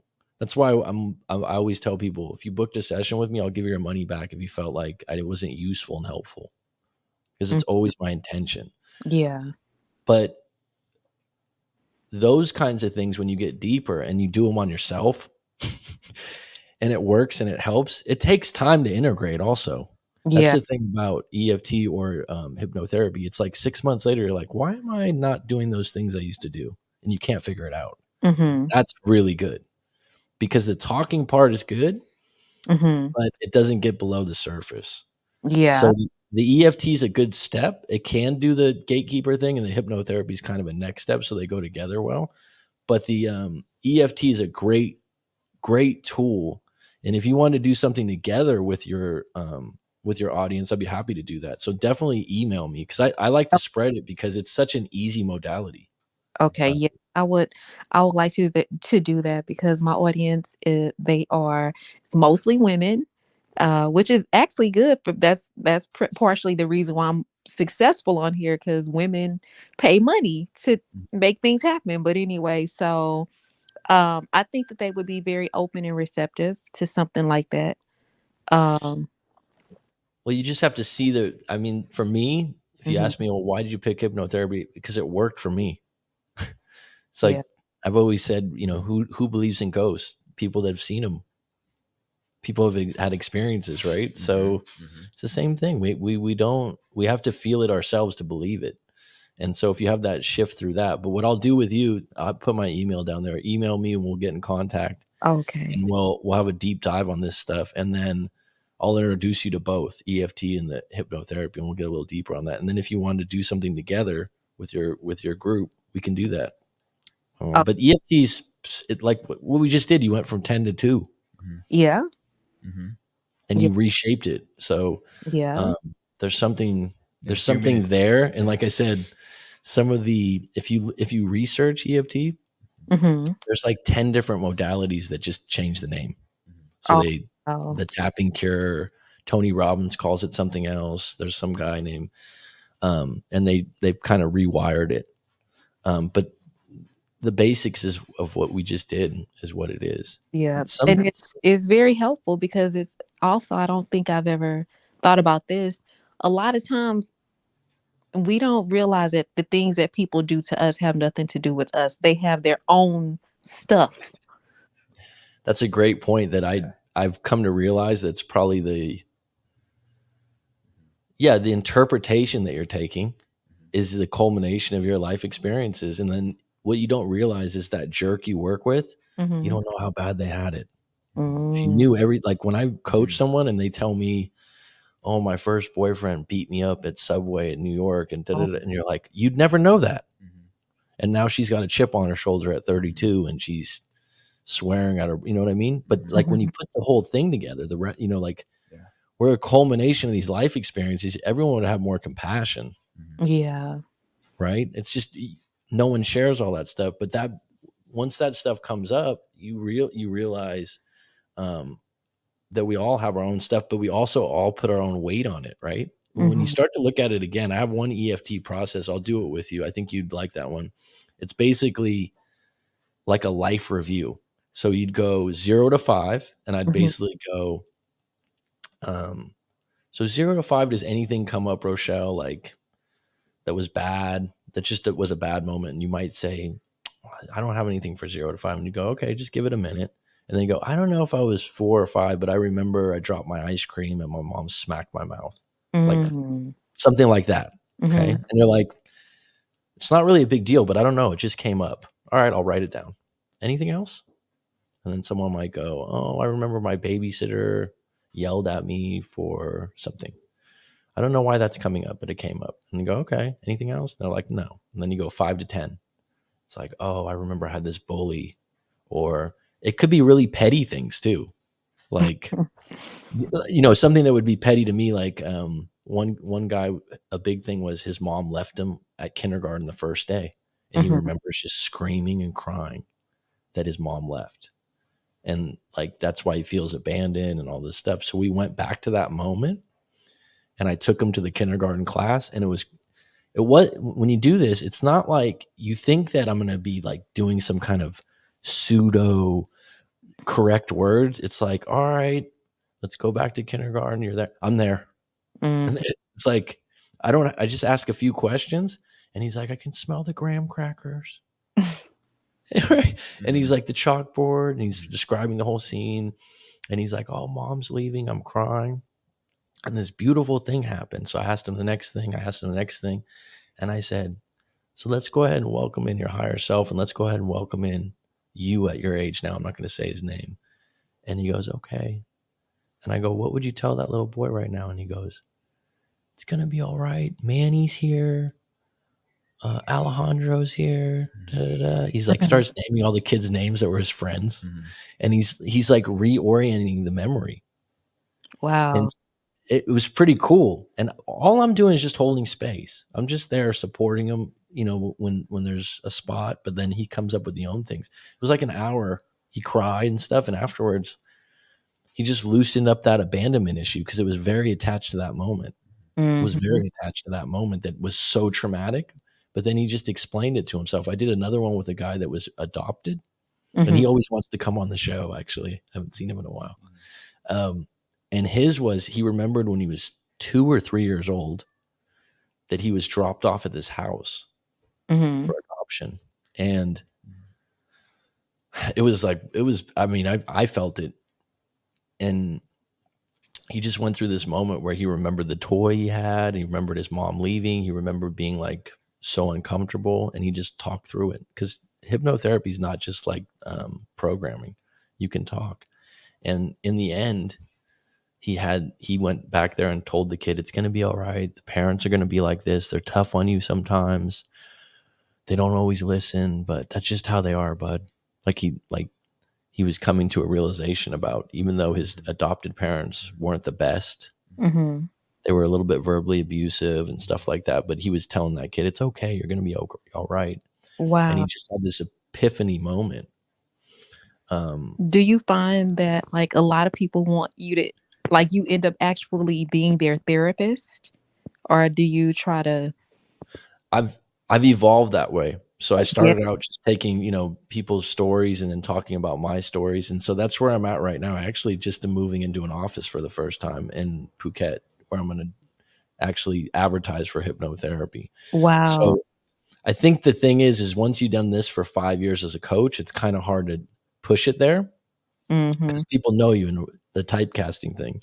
But when I do have clients like Petty Betty, who's on here right now, and I think a couple others, I won't push you because Mhm. I think people are skeptical a little bit about hypnotherapy, but you kind of trust me if you know me. And once you do it, it works really nice, or the EFT. So what I've done is just like you're doing now, I've evolved in the sense like I want to help. I want to find ways that'll help better than just Mhm. talking, because talking helps, but the EFT and the other one are a little bit deeper. Mhm. And there's certain people talking works for very easily. But when you have the gatekeepers, those are the ones we got to get to, because the same Yeah. problems are going to come up. You know what I mean? And just you being aware of that. Mhm. But if we do that EFT thing, I've done it with maybe 20 different clients, I think. It takes like 2.5 hours. Wow. Yeah, it takes a while, but it's weird because I'm one of those people. B's been in the room before. He's like, I'm gonna leave now. Da, da, da. I'm like, yeah, I'm fine. It goes by in 10 minutes because it's such deep stuff. Yeah. So when you, like I said, in some of the moments, like there was one client of mine, when he was a freshman in high school, Mhm. he got knocked out like bad. What? Like he got punched, right? Like, and he was, while we were in the breakup thing, and like you said, he came to me for breakup advice, and we went through the story, and I helped him. And he was complimentary because he said he went to a few other coaches that are kind of big, and he said they weren't very good. And I said, well, let's do that EFT thing. He's like, I'm open to it. And this guy is like a pretty big time lawyer, lived in some highly accomplished, you know what I mean, in his early 30s. Not a slouch, right? By any stance, high achiever. And he brought up this high school moment, and he was still there, man. You know what I mean? He was He like, could not move on. Mm-hmm. well, he said, like, just put the story out there. He wouldn't mind. But he was, he had a CD player in his backpack or something, and the kids always wanted to use it. And he stood up for himself, like, no, you're not going to use it. And the kid just basically almost knocked his eye out, like got him really good. And he said afterwards, for a week, he was being made fun of, like, because he got beat up bad. I mean, freshman in high school, it's brutal if that happens.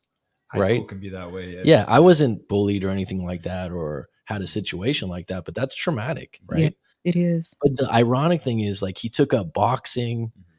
He's like 6'2", 220 now. He's in great, like, it drove him to, like, never be like that again, Mm-hmm. right? Mm-hmm. So when we went back to the EFT, it's like, even though I got my ass kicked my freshman year, I'd kick that guy's ass now. And he liked that statement.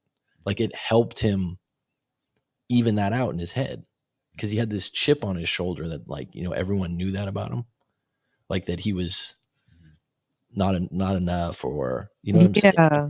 He really carried that one. And the crazy thing about this work is, like, you'll feel the shift sometimes, like you get an energy down your body, because when you really start working with people one-on-one, you can feel it. It's pretty interesting. Especially with that. But, like, when you start doing that kind of stuff, like I said, and it sounds like you're headed towards there, Mm-hmm. it's like you start out with, it sounds like you're doing really well with the marketing and everything, which I lacked. Then each person you get, you do your best with them. Right. You know what I mean? And the fact that you have good intentions and you care, and then you admit when you maybe don't know something, and then you ask good questions, rather than, people like the fact that I don't always direct you. Like, I wasn't telling you, well, you got to do this, Rochelle. You got to do this, or you didn't do this right. I'm like, well, let me ask you this. So then you can come up with the conclusion. But the power is in your answers. The questions you ask, they are simple, but they are tough. Right. Because it's the ones you're avoiding, right? Yeah. So what did you really want to happen? I know I lost 100 pounds like 10 years ago. I lost it. I never gained weight back. But anyway, I used to go to Weight Watchers before I knew, before I actually just got tired of being heavy. And I would go to Weight Watchers. And I remember one of the Weight Watchers coaches, my weight kept fluctuating. And I remember one day she kept me after the Weight Watchers meeting. She was like, what do you want to happen? What do you want your outcome to be? I was like, what? I was like, girl, I just want to keep tricking his scale and go sneak and eat ice cream when I leave. But see, that's acceptance, though, too. Like, you got to accept that was true instead of lying about it, right? Yeah. So that's good that you say that. I think one of my turning points was before I coached, it's like 10 or 12 years ago, when I went to a hypnotherapist, and the lady, I'm sitting there like, complaining about this and talking about this. I'd never went to, like, a real therapist before or anything like that. And I'm like, this is happening. And then I miss my ex-girlfriend. I've been drinking a little bit too much and this and that. And she's like, all right, what do you want to let go of? And I was like, excuse me? It's like, what? I remember that, like, being like, huh? Yeah. Thought we were going to talk about this for 2 or 3 hours. Right. And then she put it into, like, a hypnotherapy with EFT.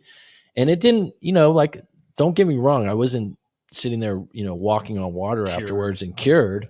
But what it does is it just shifts you.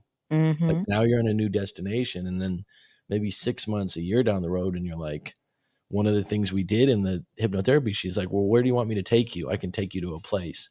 I'm like, oh, Thailand. I ended up moving there like 6 months later, making it happen.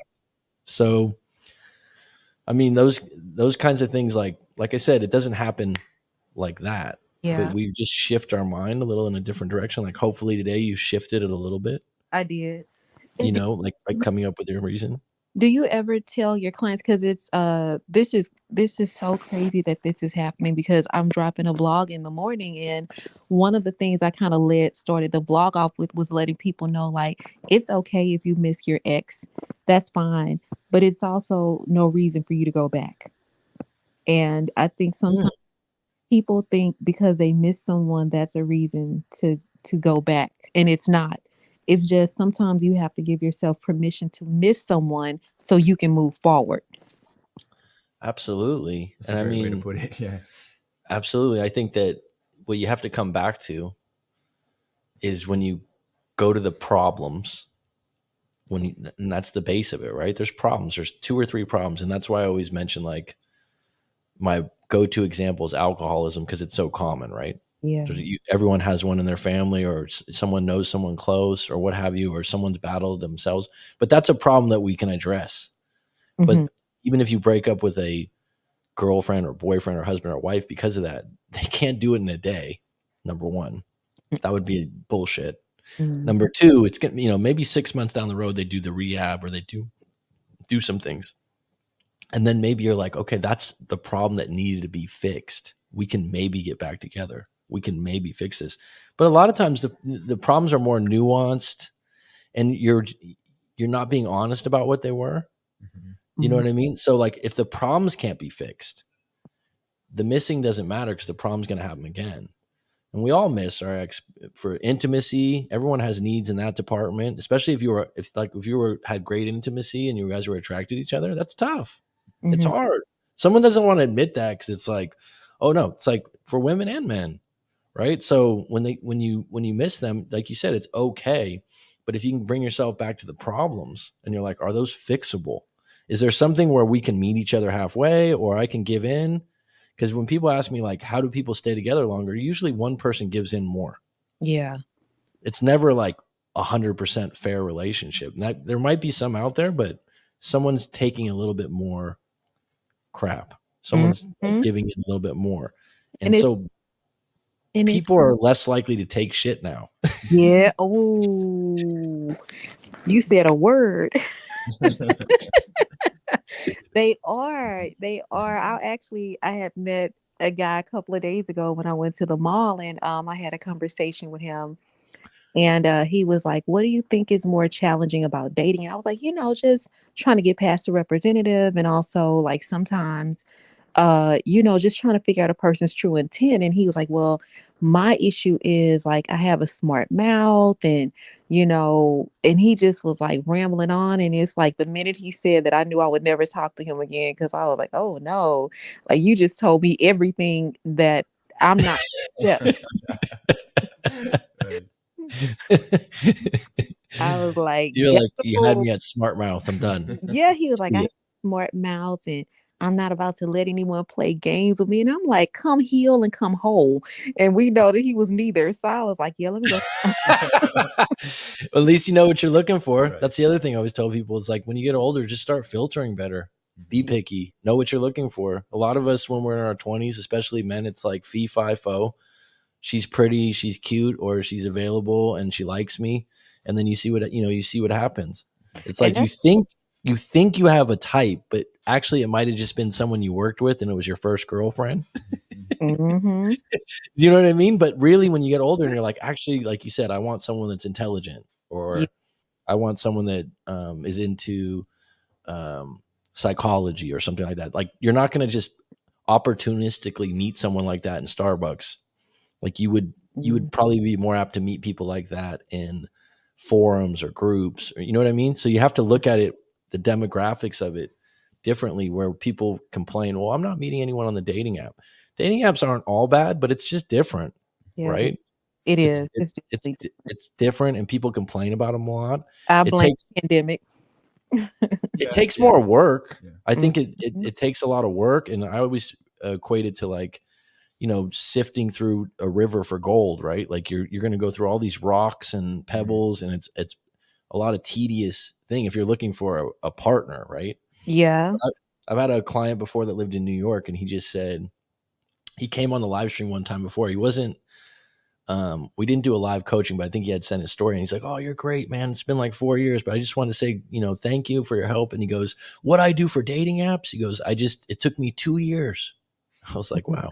And he goes, I just had a process. Like, we'd meet at 2 or 3 different restaurants, have a drink. And if that didn't go good, I'm not suggesting that process. He just had one That was his Mhm. process, like, where if it went bad, we can just, get taxis and go home, because he lived in New York. And he Yeah. said it took 2 years. And he said, but this is one that's interesting. A lot of times people come out of a good relationship that ended up being a breakup, and their first serious relationship might last 6 months, and that really hurts them because they're like, wow, I thought this was really good, and I just was in a relationship that was kind of bad that I stayed in 5 years. What's happening? Mm-hmm. So, you know, when you get to the point where you filter more and stuff like that, I think it takes a little bit more time, but you have to really look at where you're hanging out and meeting people. Yeah, that's You're true. going to be in a new circle being a coach, right? Like Yeah. you have new interests. You have new things that are attractive to you that maybe weren't attractive to you when you were younger. And Mm-hmm. so being around those groups and those people, you know, you'll find places to meet them, but the mall and things like that, you never know. You can. It's Mm-mm. not. Mm-mm. Mm-mm. Cause, cause I just felt like, I don't know why I felt like he was like fishing because Probably was fishing. I think he was because I was in a makeup store, and the only reason it's only two reasons why you would go to this store if you're a man. One, you're a wholesaler because they give you amazing deals on luxury products, or two, you're with your wife. Right. When he walked by, he saw me and I seen him do a double take, but I don't know. I sized him up. I was Well, like, he's attracted to you. Right. I was There like, you go. yeah, I was like, he's not gonna be confident. I'm gonna eat him for lunch. He's just not gonna be confident. So he came back 10 Maybe minutes. he was nervous. But he came back with like two of his friends. I didn't like that. One thing you have an advantage if you're in Houston, you're in a major city, so there's always more options there. Like there's people you talk to sometimes that are in Oklahoma or something like that, and there's a low population of people, and I'm like, move, Yeah, because but you just don't have options. Right. yeah, but I You're in a think major city. but what works for me is like I'm not so focused on dating. I just like to get like super pretty and just go out and just live life. Good. And I don't so I'm not really like Mm-hmm. just out here trying to meet people like that. People just they come up to me, but whatever, I don't know. I just think like you have to look. I like to put myself together. For me, it's not so I can go out and meet people. Yeah. I'm not out here like, oh, I'm gonna give me a man a day. I just don't. Well, I like I that. mean, everyone can do that too if they really put their mind to it, right? Mhm. Everyone that complains about looks too, it's like people that look good, they put a lot of work into it. You know what I Yeah, mean? It's not like especially women, right? yeah. So, you know, there's a lot of extra stuff to that. But you're probably just, you know, at a point in your life where things are switching, you're looking for different things, especially if you're doing coaching now. And it Yeah. sounds like you got out of the corporate world, but like whatever you end up, and like I said, I put my email in the comments. Definitely email me and we'll have a private talk about that, and maybe we can collaborate on something. That'd be really cool. Okay, that sounds like a plan. And want to thank you for coming on and sharing your story. And like I said, I'll introduce you to that EFT a little deeper. Sound good? Okay, thank you. I will definitely be emailing you from my Rochelle Chanel email. Okay, cool. Good. Thank you Sounds so good. much. Have a good night. You too. Bye-bye. Bye. All right.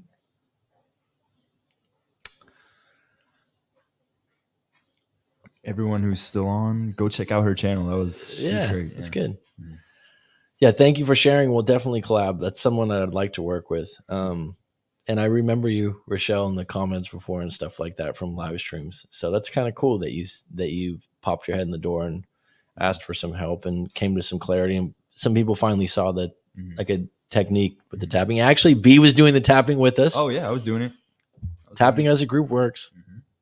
There's a group subconscious. Chris Boutron, who maybe you guys don't know, is a hell of a baseball player. I believe he's on a minor league team. I took almost 2 years before I got because you being a serious relation. I met my current girlfriend at a dentist's office, and we're going on 2.5 years. Well, that's great. I was just saying yesterday I like good teeth, so that's good. It took me 2 years before taking a relationship serious. I live in South Padre Island, Texas. That's a party area, isn't it? Right on, Chris. We did a live coaching like a long time ago, I think, though, if I'm correct. And Chris, you used to live in Florida, if I'm correct. Let's see if my memory's right.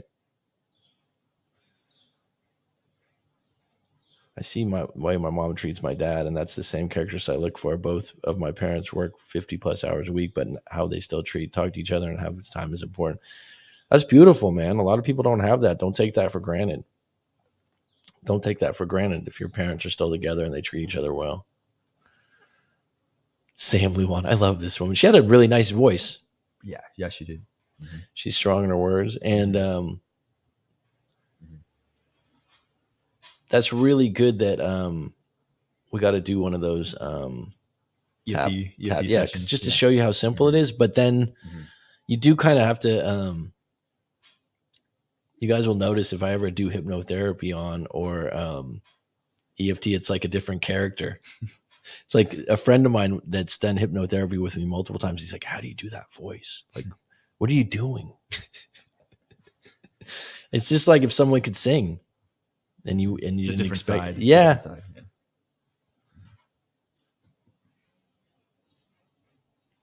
Excellent, Chris. I'm happy for you. Cool. Oh, that's right. I think he plays baseball in Europe. Okay. How random is that? He went. I had some. There's friends, a European baseball league. Yeah, no, I had some friends do that. Because there was a. This is kind of random, but one of my mentors when I was in real estate for those few years, and he was a big baseball fan. He's like, he used to play first base. He's a lefty, and I was like, and he was like, yeah, I played a little minor leagues in Mexico. Oh yeah. And that was before that. What was that show called? The one with the minor league. Yeah. Down. Yeah. It's like you went and played in Mexico. That's so random. Mm-hmm. But I think that's so cool that you're able to prolong your career and live in Europe and play sports. I mean, I think even anyone that plays D1, D2, any sport, I'm impressed. Remember I had a college roommate that was making fun of one of our neighbors that played at San Jose State, which is D1. And he was a walk-on. Football, right? Yeah, Football and team. he was a walk-on, and he played safety, and he wasn't a very tall guy, but I was like, dude, that's fucking impressive. He goes, "You never made the pros. You didn't do that." And I was like, and they played like Nebraska and those are big time schools, man. Like, and you think about sports, we've talked about this before. It's like, even if you play sports now, like basketball is my favorite, and you make a game winning shot, it's the same feeling as if you're some kind of superstar. So, you're not in the big leagues, but the game's the same. Like the feeling that you get from doing really well at the game or winning. I played in a couple of basketball leagues over here the last couple of years. That's, total amateur, no one's good in it, but like, there's like 2 minutes left. It's like, timeout. Come on, let's go. It's all the same. It's like, someone's like, wow, man, you really get it. It's like, fuck, let's win, man. It's like, you could always bring it back.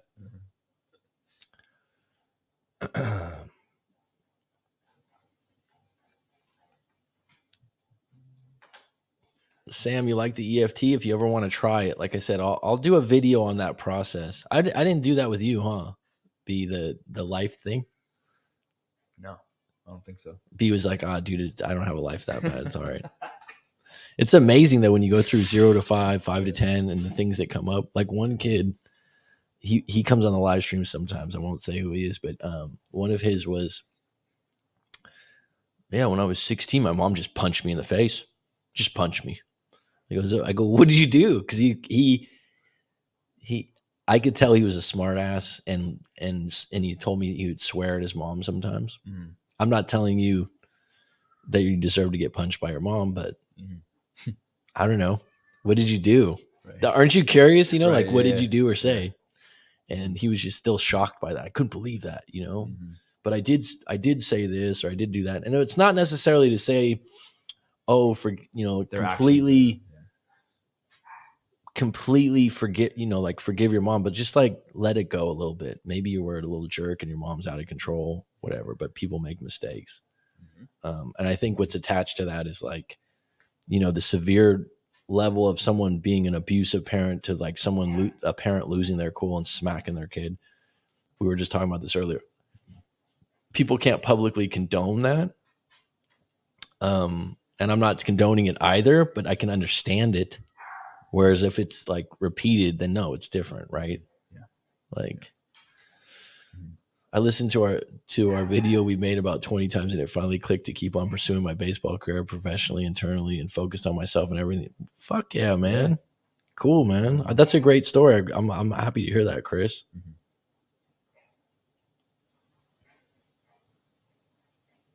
Man, that's good, man. That makes me feel like I'm doing the right thing here. 9,000 subscribers in 5 years. People, she just did 10,000 in a year.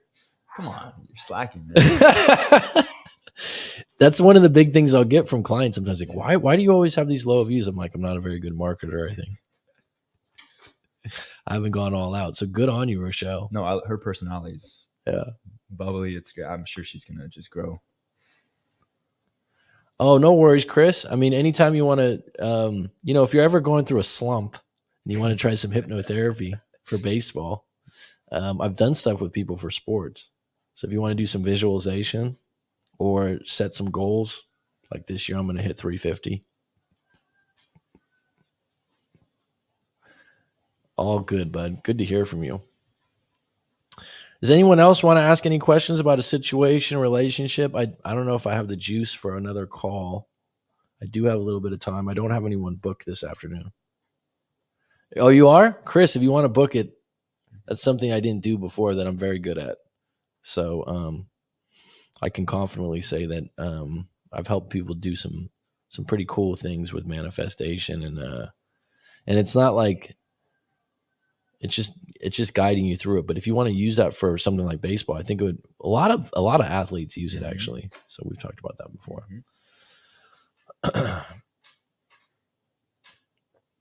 Visualization, very huge, right? What was that? I loved baseball when I was a kid, man. Oh yeah, loved it. Mm-hmm. Anyone else want to hop on? I might be able to get a little bit of Thailand. We are currently in Thailand right now. I'm in Phuket, yeah. Phuket, Thailand. But I went back to California about a year and a half ago to do that training. And I'll tell you what, I like Phuket. But we're making some strides here. B's on the team now. Got some people helping me out with the thumbnails and all that. Gave up teaching to fully go into this. But hearing from people like you, Rochelle, that I've helped out before, or something I've said's helped you out, it means a lot. I appreciate it. It's reciprocal. Mm-hmm. It's really big when you think of just giving someone a compliment or a thank you. It goes a long way. Mm-hmm. Mm-hmm. Specifically, Pearly Things was, What is it about Pearly Things? No. Did she ask you that? No. B, do you like redhead girls? That's so random. I mean, I'm not discounting anybody.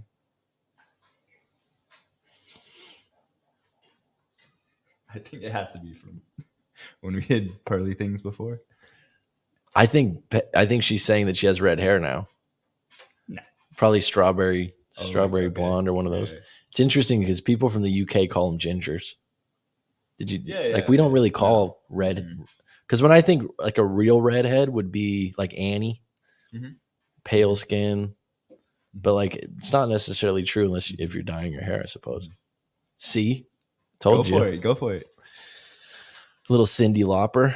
Girls just want to have fun.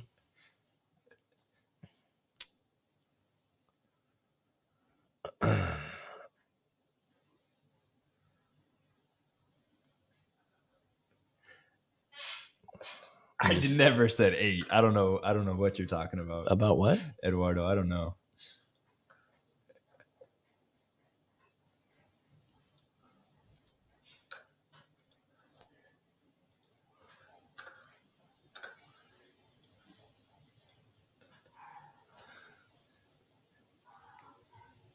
Here's a link to my website with the hypnotherapy. If you want to take a look, Chris, if you're still on deck. If not, all good. B said Pearly Things was 8 out of 10 and then changed it a bit to 6 because Mac was dogging. I never said 8. I think I started at 6. I think that's where I started. Has anyone ever seen the wheat waffles? You did a thing. I've only seen it from the review you did. People that are highly critical of looks, right? Wait, first of all, we all meet someone or something and have some kind of, RoboCop scan of like, I like that. nice this, nice that, nice this, nice that, attractive, not attractive, smile, whatever. It's like a millisecond, right? But the thing that people don't realize that are really ignorant is no one's scanning the same thing. Like, you know what I mean? So no matter how good you think at assessing who's hot and who's not, and ironically, the people that choose models, like, have you ever met some people that are models before and they're really skinny or, you know what I'm saying? Like, and you're like, wow, okay. I spent 6 days in Costa Mesa Island. I would definitely go back, especially for the mojitos and the 6-foot straws. There you go. Yeah, Thailand's just a great place, man. The people are nice. The culture's good. The weather's beautiful. Phuket, where I live's incredible. Can't go wrong with the beaches. It's very crowded. There's a lot of people here right now, but it's still beautiful. It's the Andaman Sea. Come on. It's a top 10 beach. I've done a couple videos on there, and some other. Oh, do more videos. I'm like, they just don't. It's not a big thing to people. I think it's a joke. I have a couple there. Like, really? That's where you live? I don't know. I think it's a cool backdrop.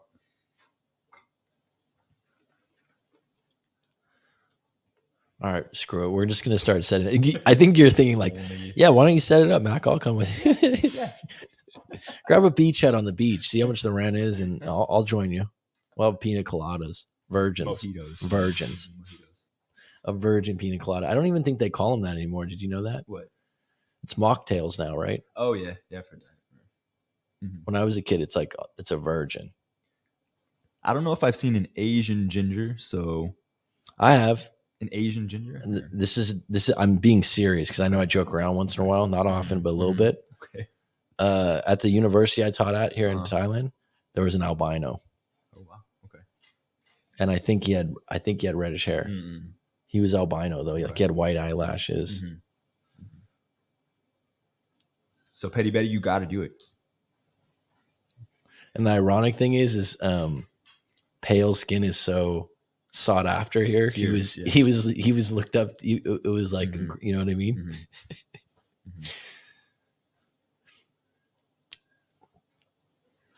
Urban legends or sightings?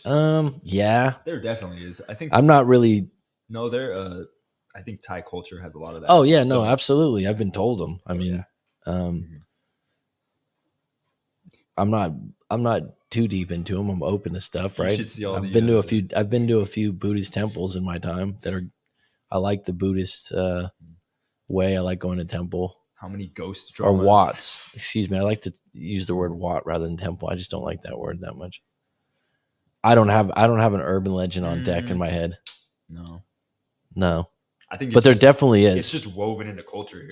What's really interesting is all cultures use story, just like Native Americans or something like that, to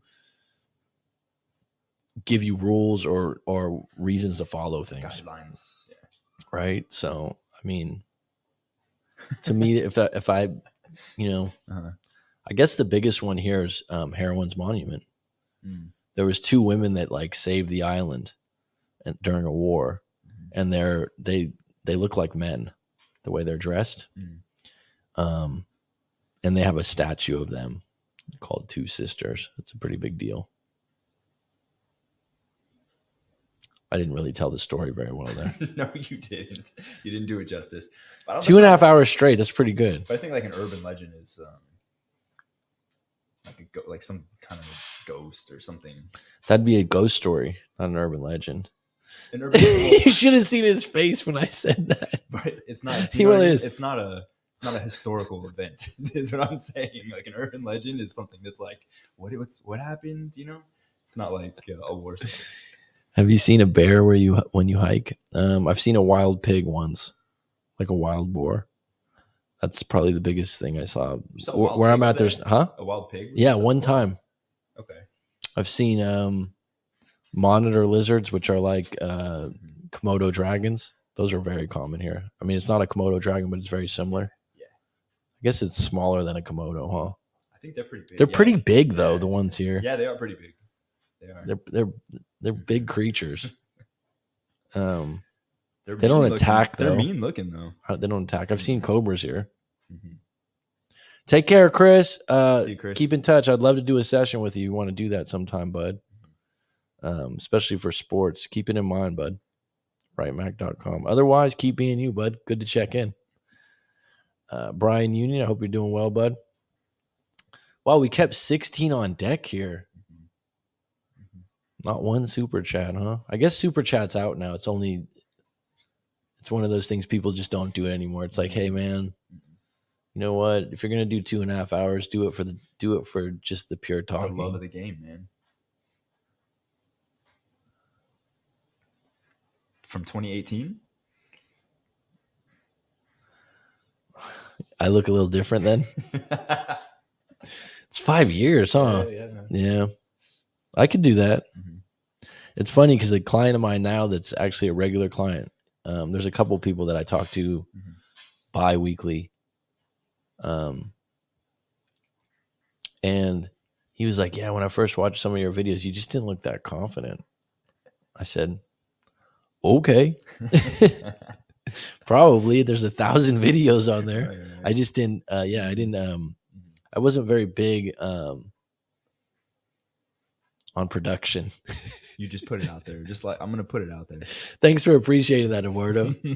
Some other people are like, oh, this is like, I've had people review it that are people from, like a client of mine that worked at YouTube before and had some people that were high up, like big YouTubers have agents and stuff. So, just like yeah, Hollywood they or have an whatever. agent. Yeah. And so they reviewed it and they were telling me, all the things I did wrong. Like you're kind of all over the map or whatever. Yeah. So you telling me that that's cool. At least they're authentic, right? At least you know I don't put together some big production. Eduardo, I'll pull some old videos and make some shorts, some more shorts. Yeah. Short videos. At least I don't make a big production and then you see this fake background behind me that I've been using for a little while. The black shirt you wear? Yeah, that's a good one. Mm-hmm. You don't realize it that in Thailand about might be 5 years ago the king died. And the king was a very prominent, well-respected, and by all means should have been. He should be. Mm-hmm. He is a good guy, good king. For a year, the university I worked at, everyone had to wear black. So that black shirt came in handy too. That was part of makes it easy. Mm-hmm. Mm-hmm. And I was thinking to myself, wow, a lot of these teachers I work with, they lost weight. It's like, nah, black just slims you. Everyone looks better. Mm-hmm. So Mary has talked to me in private. She doesn't mind if I tell you probably that she might be the first to do a private retreat here in Thailand with one-on-one coaching 30 days. Mm-hmm. She's but it involves fasting, only water. With all this great Thai food here. But I've thought about that before. You want to come to Thailand? We can do a 30-day challenge.